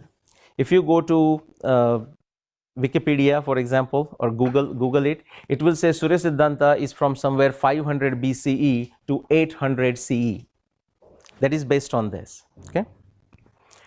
But what we thought is, let's explore the Surya Siddhanta. The context was my work on Ramayana, Valmiki Ramayana. So I had looked at all the astronomy observations, more than or close to 600, and all of them, when you objectively test it in a scientific fashion, they lead you to a specific date like 13 millennium BCE. And not even a very generic number, a very specific year like 12,209 BC for the year of Ram Ravan Yuddha and so on. So we were looking at it, so that's fine. Valmiki Ramayana is telling me something, Mahabharata is telling me something. Now what does Surya Siddhanta has to say? Okay. Now anyone knows the original author of Surya Siddhanta? It's Mayasur. It's right at the beginning, it says it's a Mayasur. You know, Surya, sun, gave the knowledge to Mayasur. You know, in fact, Surya's proxy came and gave the knowledge to Mayasur. You know, that's how the knowledge will come. So we started looking at exploring other references, and to our astonishment, we found this one reference. Now remember, Surya Siddhanta has been translated, it's been commented upon many, and the commentaries are very interesting, but I'm going to walk you fast through it. What this says, let's go to the translation. Now watch the language. There are, at some point, Surya Siddhanta is saying, there are two pole stars, one each near the northern celestial pole, that plus 90, one near the southern celestial point, minus 90. From equatorial location, think of as a Singapore, for example, these stars are seen along the horizon. That makes sense, right? From there at the equator, you're going to see as if they're on the horizon. The pole stars are seen along the horizon, and you know, I'm just going to skip this. This is a north celestial point, this is south celestial point, 90 degrees. So what essentially Surya Siddhanta is saying is that there are two pole stars. Okay, one in the north, one in the south. Now why this is a big deal? Before I get into this, another phenomenon that we all should be familiar, because I'm going to present Surya Siddhanta evidence, is this. There is something called apopsis and periapsis. See, the sun is at the center, earth is going around it, right? And you know, so seasons are happening, but there is something else. This orbit is not exactly circular. So what happens is, at some point, apopsis, and think of it A as like away. Okay, apopsis, the point of apopsis is when earth is farthest from the sun as it goes around, and periapsis is when earth is closest to the sun. Okay, and this point also keeps on shifting. Just keep that in mind. Okay. All right, so we are going to use this model, basically the logic of scientific discovery, explanation, prediction, testing, the triangle. We need to fill all these five, otherwise the scientific objective testing is not complete. Okay. So looking at the evidence from Surya Siddhanta, I'm going to present three pieces of evidence from the exactly same chapter. Now it doesn't need to be from the same chapter, it happens to be from the same chapter. The first one, all are from the chapter 12. The first one is two pole stars, the reference that I just showed you. Surya Siddhanta is saying there are two pole stars, one each near the north celestial point, another near the south celestial point. The second one is the Earth's obliquity. Everyone understands obliquity? It is the Earth's angle, we typically say 23 degree. But you know what? It's not exactly 23 degree always. Right now it is 23.4. But you know, it also goes through its nod like this. And that nod, one cycle takes 41,000 years. So it goes from like 22 point something down there all the way to 24 and slightly more. Right now it is 23.4. So that's the Earth's obliquity we are going to look at. And then just now what I mentioned, the points of periapsis and the points of apopsis. Okay, so we'll look at these three.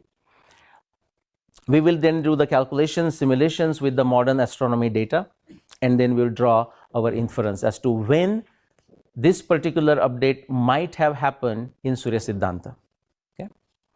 So the effect of the precession of the Earth's axis, if you have listened to my previous lectures, by this time you must be experts, but you know, besides the Earth is rotating around itself, everyone knows that. Then Earth is rotating around the sun also, everyone knows that. And the Earth's axis, now I showed you how that nod changes, but there is something else. The Earth's axis goes around like this, pointing at a different areas of the sky, and that one circle is completed and it takes 26,000 years. That's another phenomenon, not to confuse with this. Okay, it is this and it is this. So Because of this precision of Earth's axis, what happens? The Earth's axis is pointing somewhere different place in the sky, and if there is a bright star, we call that a pole star.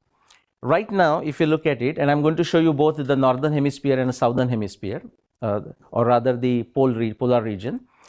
Right now, in our times, 2000 CE, right? 2100, doesn't matter, plus minus 2000 years is just fine. That is our pole star. Anyone knows the name of the pole star? Dhruvatara. What is the modern astronomy English name? Polaris. That is the one that I circled, is our Polaris.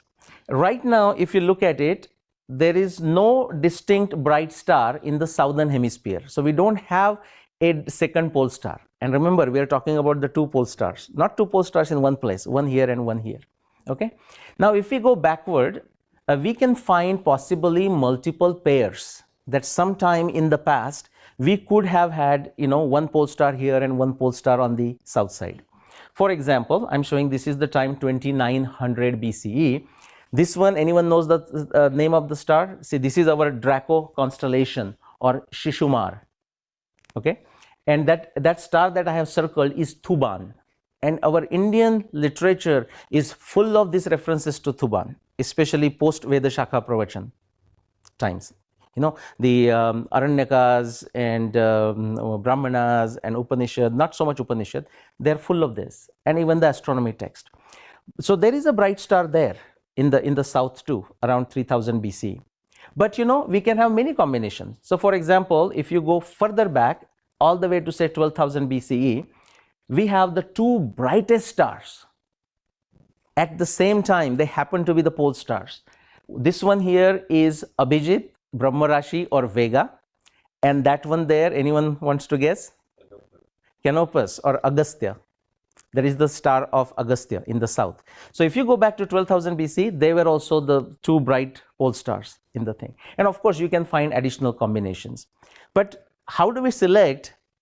How do we know that Surya Siddhanta is referring to which two pairs of the stars? Is it to 2900 BC, 12,000 BC, or any other time?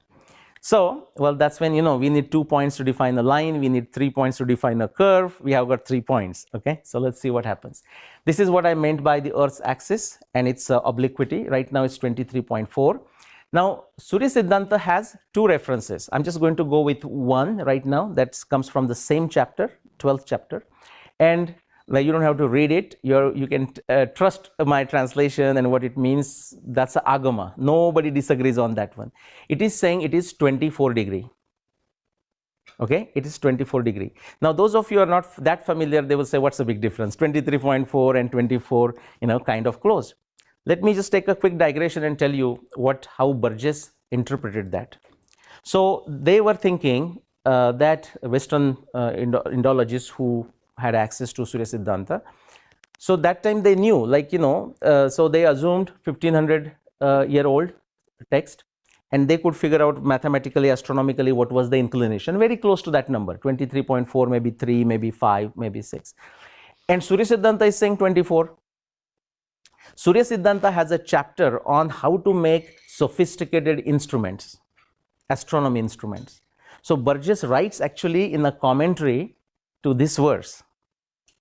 Okay, he says, look at these very, what is the word? I mean, primitive, foolish Hindu astronomers.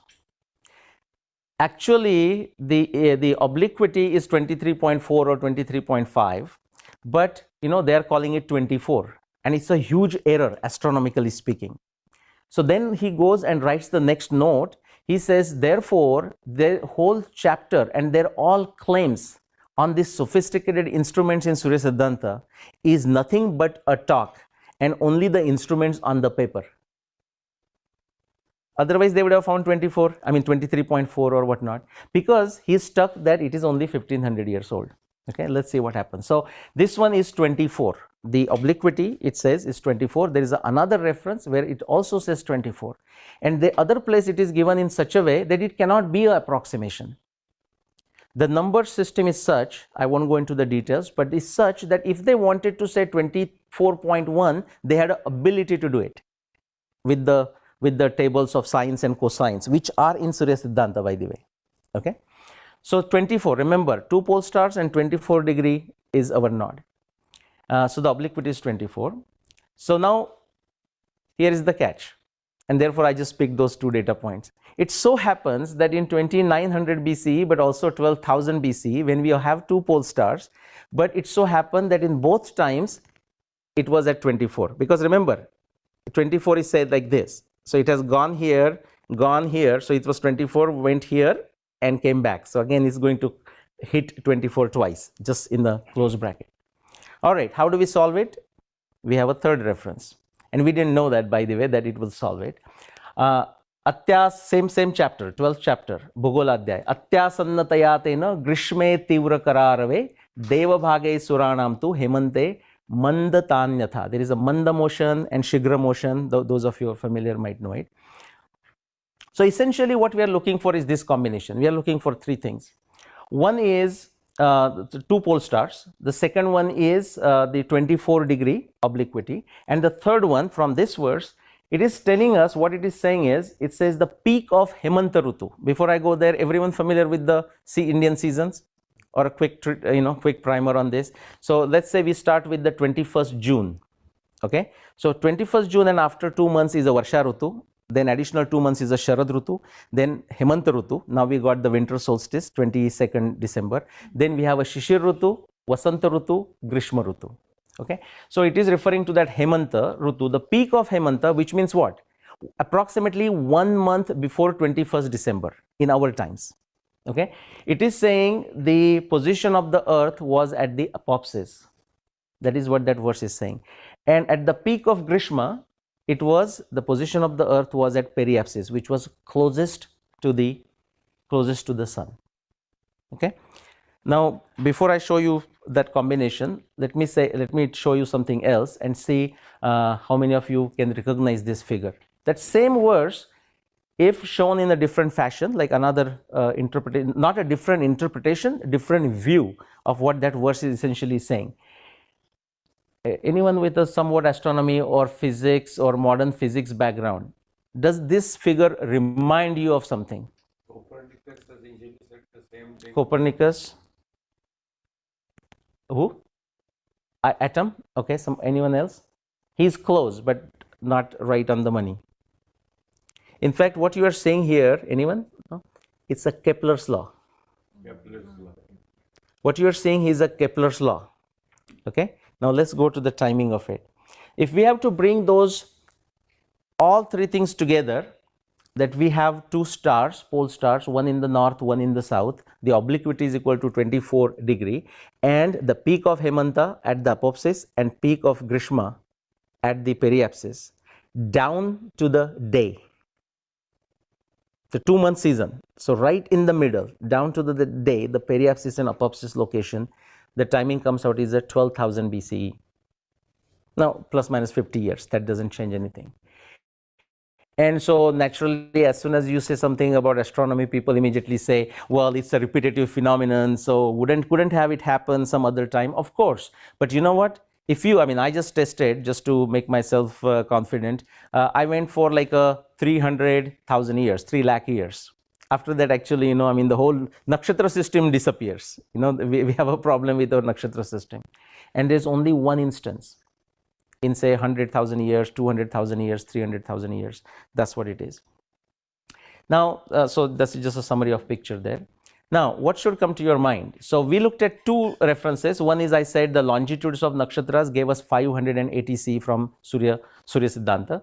And the one I just mentioned, 2 pole stars, 12,000 BCE.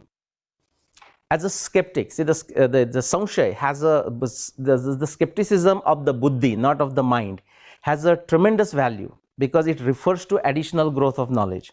What could be your skepticism if you see this? What are some of the questions that you would have? How many of you are convinced, by the way, about the 12,000 BCE? Nobody? Stunned, like, let me digest that. If this has been tested, that this triangulation, that means 3-point coincidence, hasn't happened for past 1 lakh years or 2 lakh years, then obviously it is right on the money.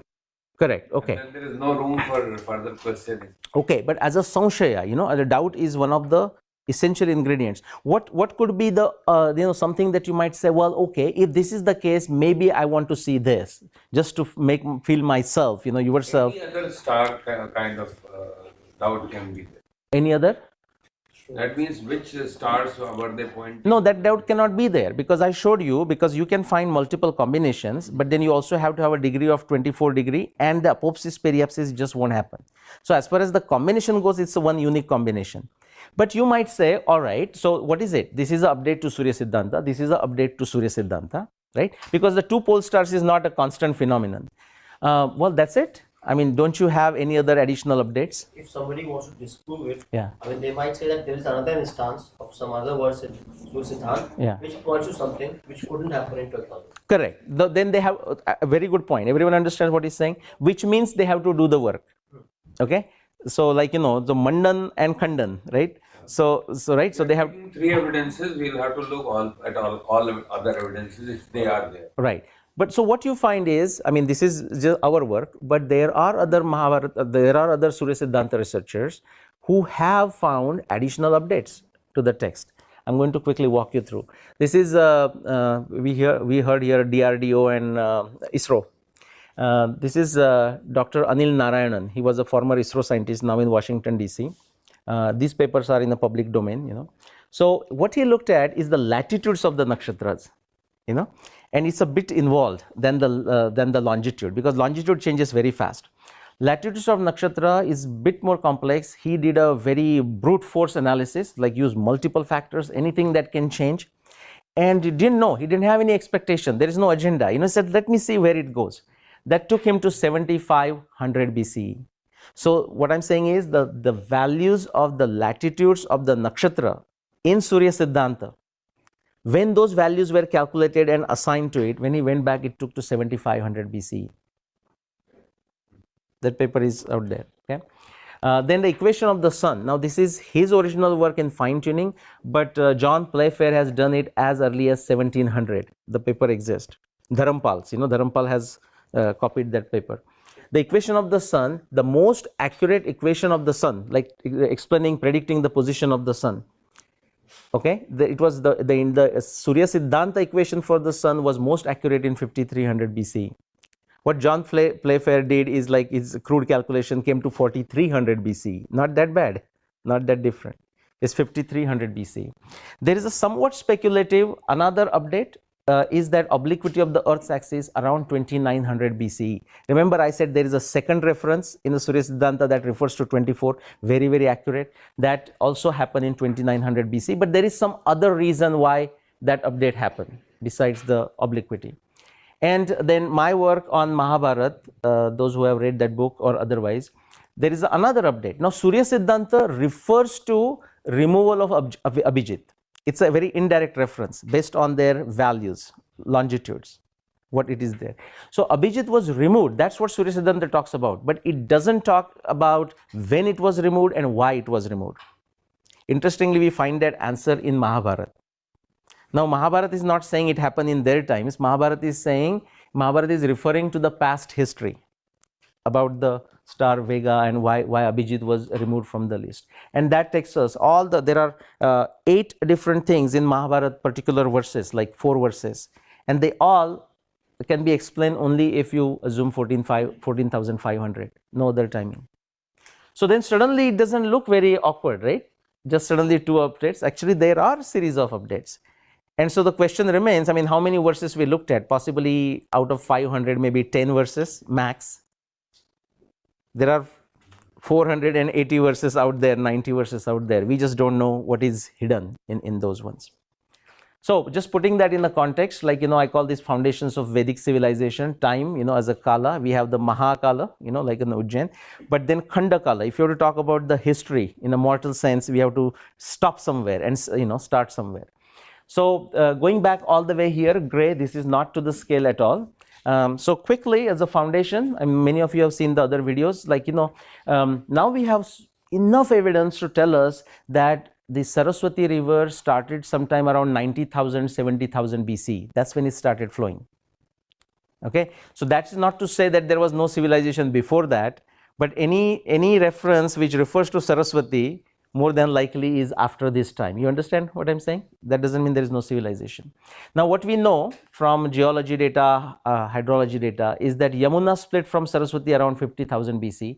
There is a very recent paper, 2018, that supports this conclusion and says possibly it happened after 50,000 and more than likely before 41,000. So it's all that additional research is just taking towards the same number. Then the end of Grand Saraswati happened around 22,000 BC. Then 13,000 BC, the Shutudri started flowing westward instead of coming south and going to Saraswati. And then the Grand Sindhu, like, if you look at the Rigveda around that time, it's no longer Saraswati, the Grand River, but the Grand Sindhu. And by 2000 BC, I'm being very conservative, the river Saraswati was no longer flowing. It can be actually 4,500 BC, 3,000 BC. I'm just taking, a very conservative number for this. Against this, I told you this Ramayana, Valmiki Ramayana evidence puts it at 12,209. Mahabharata puts it at 5,561 BC. Mrugendra Vinod and the Srijan Foundation again did his lectures. The epoch of Veda Shakha Pravachan. Okay, and so he talks more like a 3765 BCE. Just so that you know that I had given those numbers to him. I had given him the mean position, but I told him that actually it's a 3765, but it can go up to 5000 BCE, astronomically. It's a plus minus 1000 years, plus minus 2000. So it's very nicely fits into that post Mahabharata epoch of Veda Shakha Pravachan. And why I'm showing you this, again, the Rigveda, I'll go fast through this. The Rigveda, we definitely know the last part is with the time of Mahabharata, because Vyasa is editing it. That's how we have Shantanu and Devapi into Rigveda. When we go backwards, what we definitely know is that the oldest part goes beyond 20,000, going backwards. How far back, we don't know. We don't have evidence to nail it down. But 63742, at least the parts of those mandalas are definitely older than 22,000 BC. So that's the 24,000 BC. Now, why am I showing you this? So now this is from other sciences like the epics and Rigveda and hydrology and whatnot. And now we have that Surya Siddhanta. So something, if we think one is impossible, like how come it's a 14,500 years? If you have this picture, you think, okay, that makes perfect sense. There's a civilization going on in all fronts, and things are being added, things are being modified, things are being updated. Okay. Quick, my marketing slide, if you want to call it. Just the books, and so the challenge with my books was they were printed, and they're still printed by Amazon in the United States. So it cost a lot. They get shipped here and so on. So one young entrepreneur, he's doing this as a absolutely non-profit with spirit, one-man show, and so all the three books of mine are, the first two are already there. In fact, something amazing, like I forgot the dates, but Mahabharata came maybe 2 months ago or 3 months ago, something like this, the Indian edition, and the first print run is gone. Okay, now something very funny happened. I said, is this real or you're just telling me? This 12,209, he came out with the Indian edition 2 weeks ago. 26 January, I remember that's the day he gave the copy to Sri Sadguru in Hubli, the first copy. So 2 weeks, right now that's where we are right now, and that print run is gone. So if you have bought it, thank you so much. If you have not, then you have a reason to. And this third book is not out yet. It should be, if everything goes well, it should be out by Monday.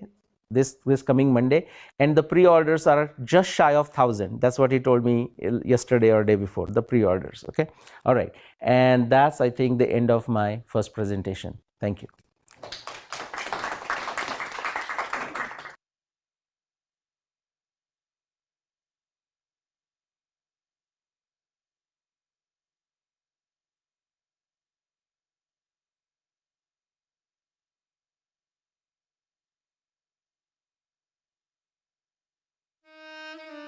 You're listening to Radio Anu, the international flavor, the universal spice.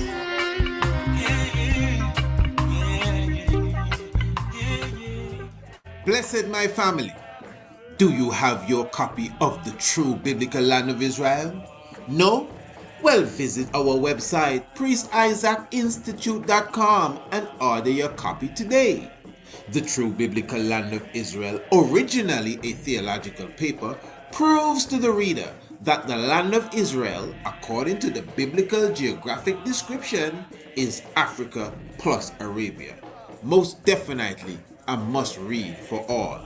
And while you are at it, our other books, namely The Heavens Declare the Glory, Rastafari and the Cosmos, as well as Anu, Ancient and Modern Revisited,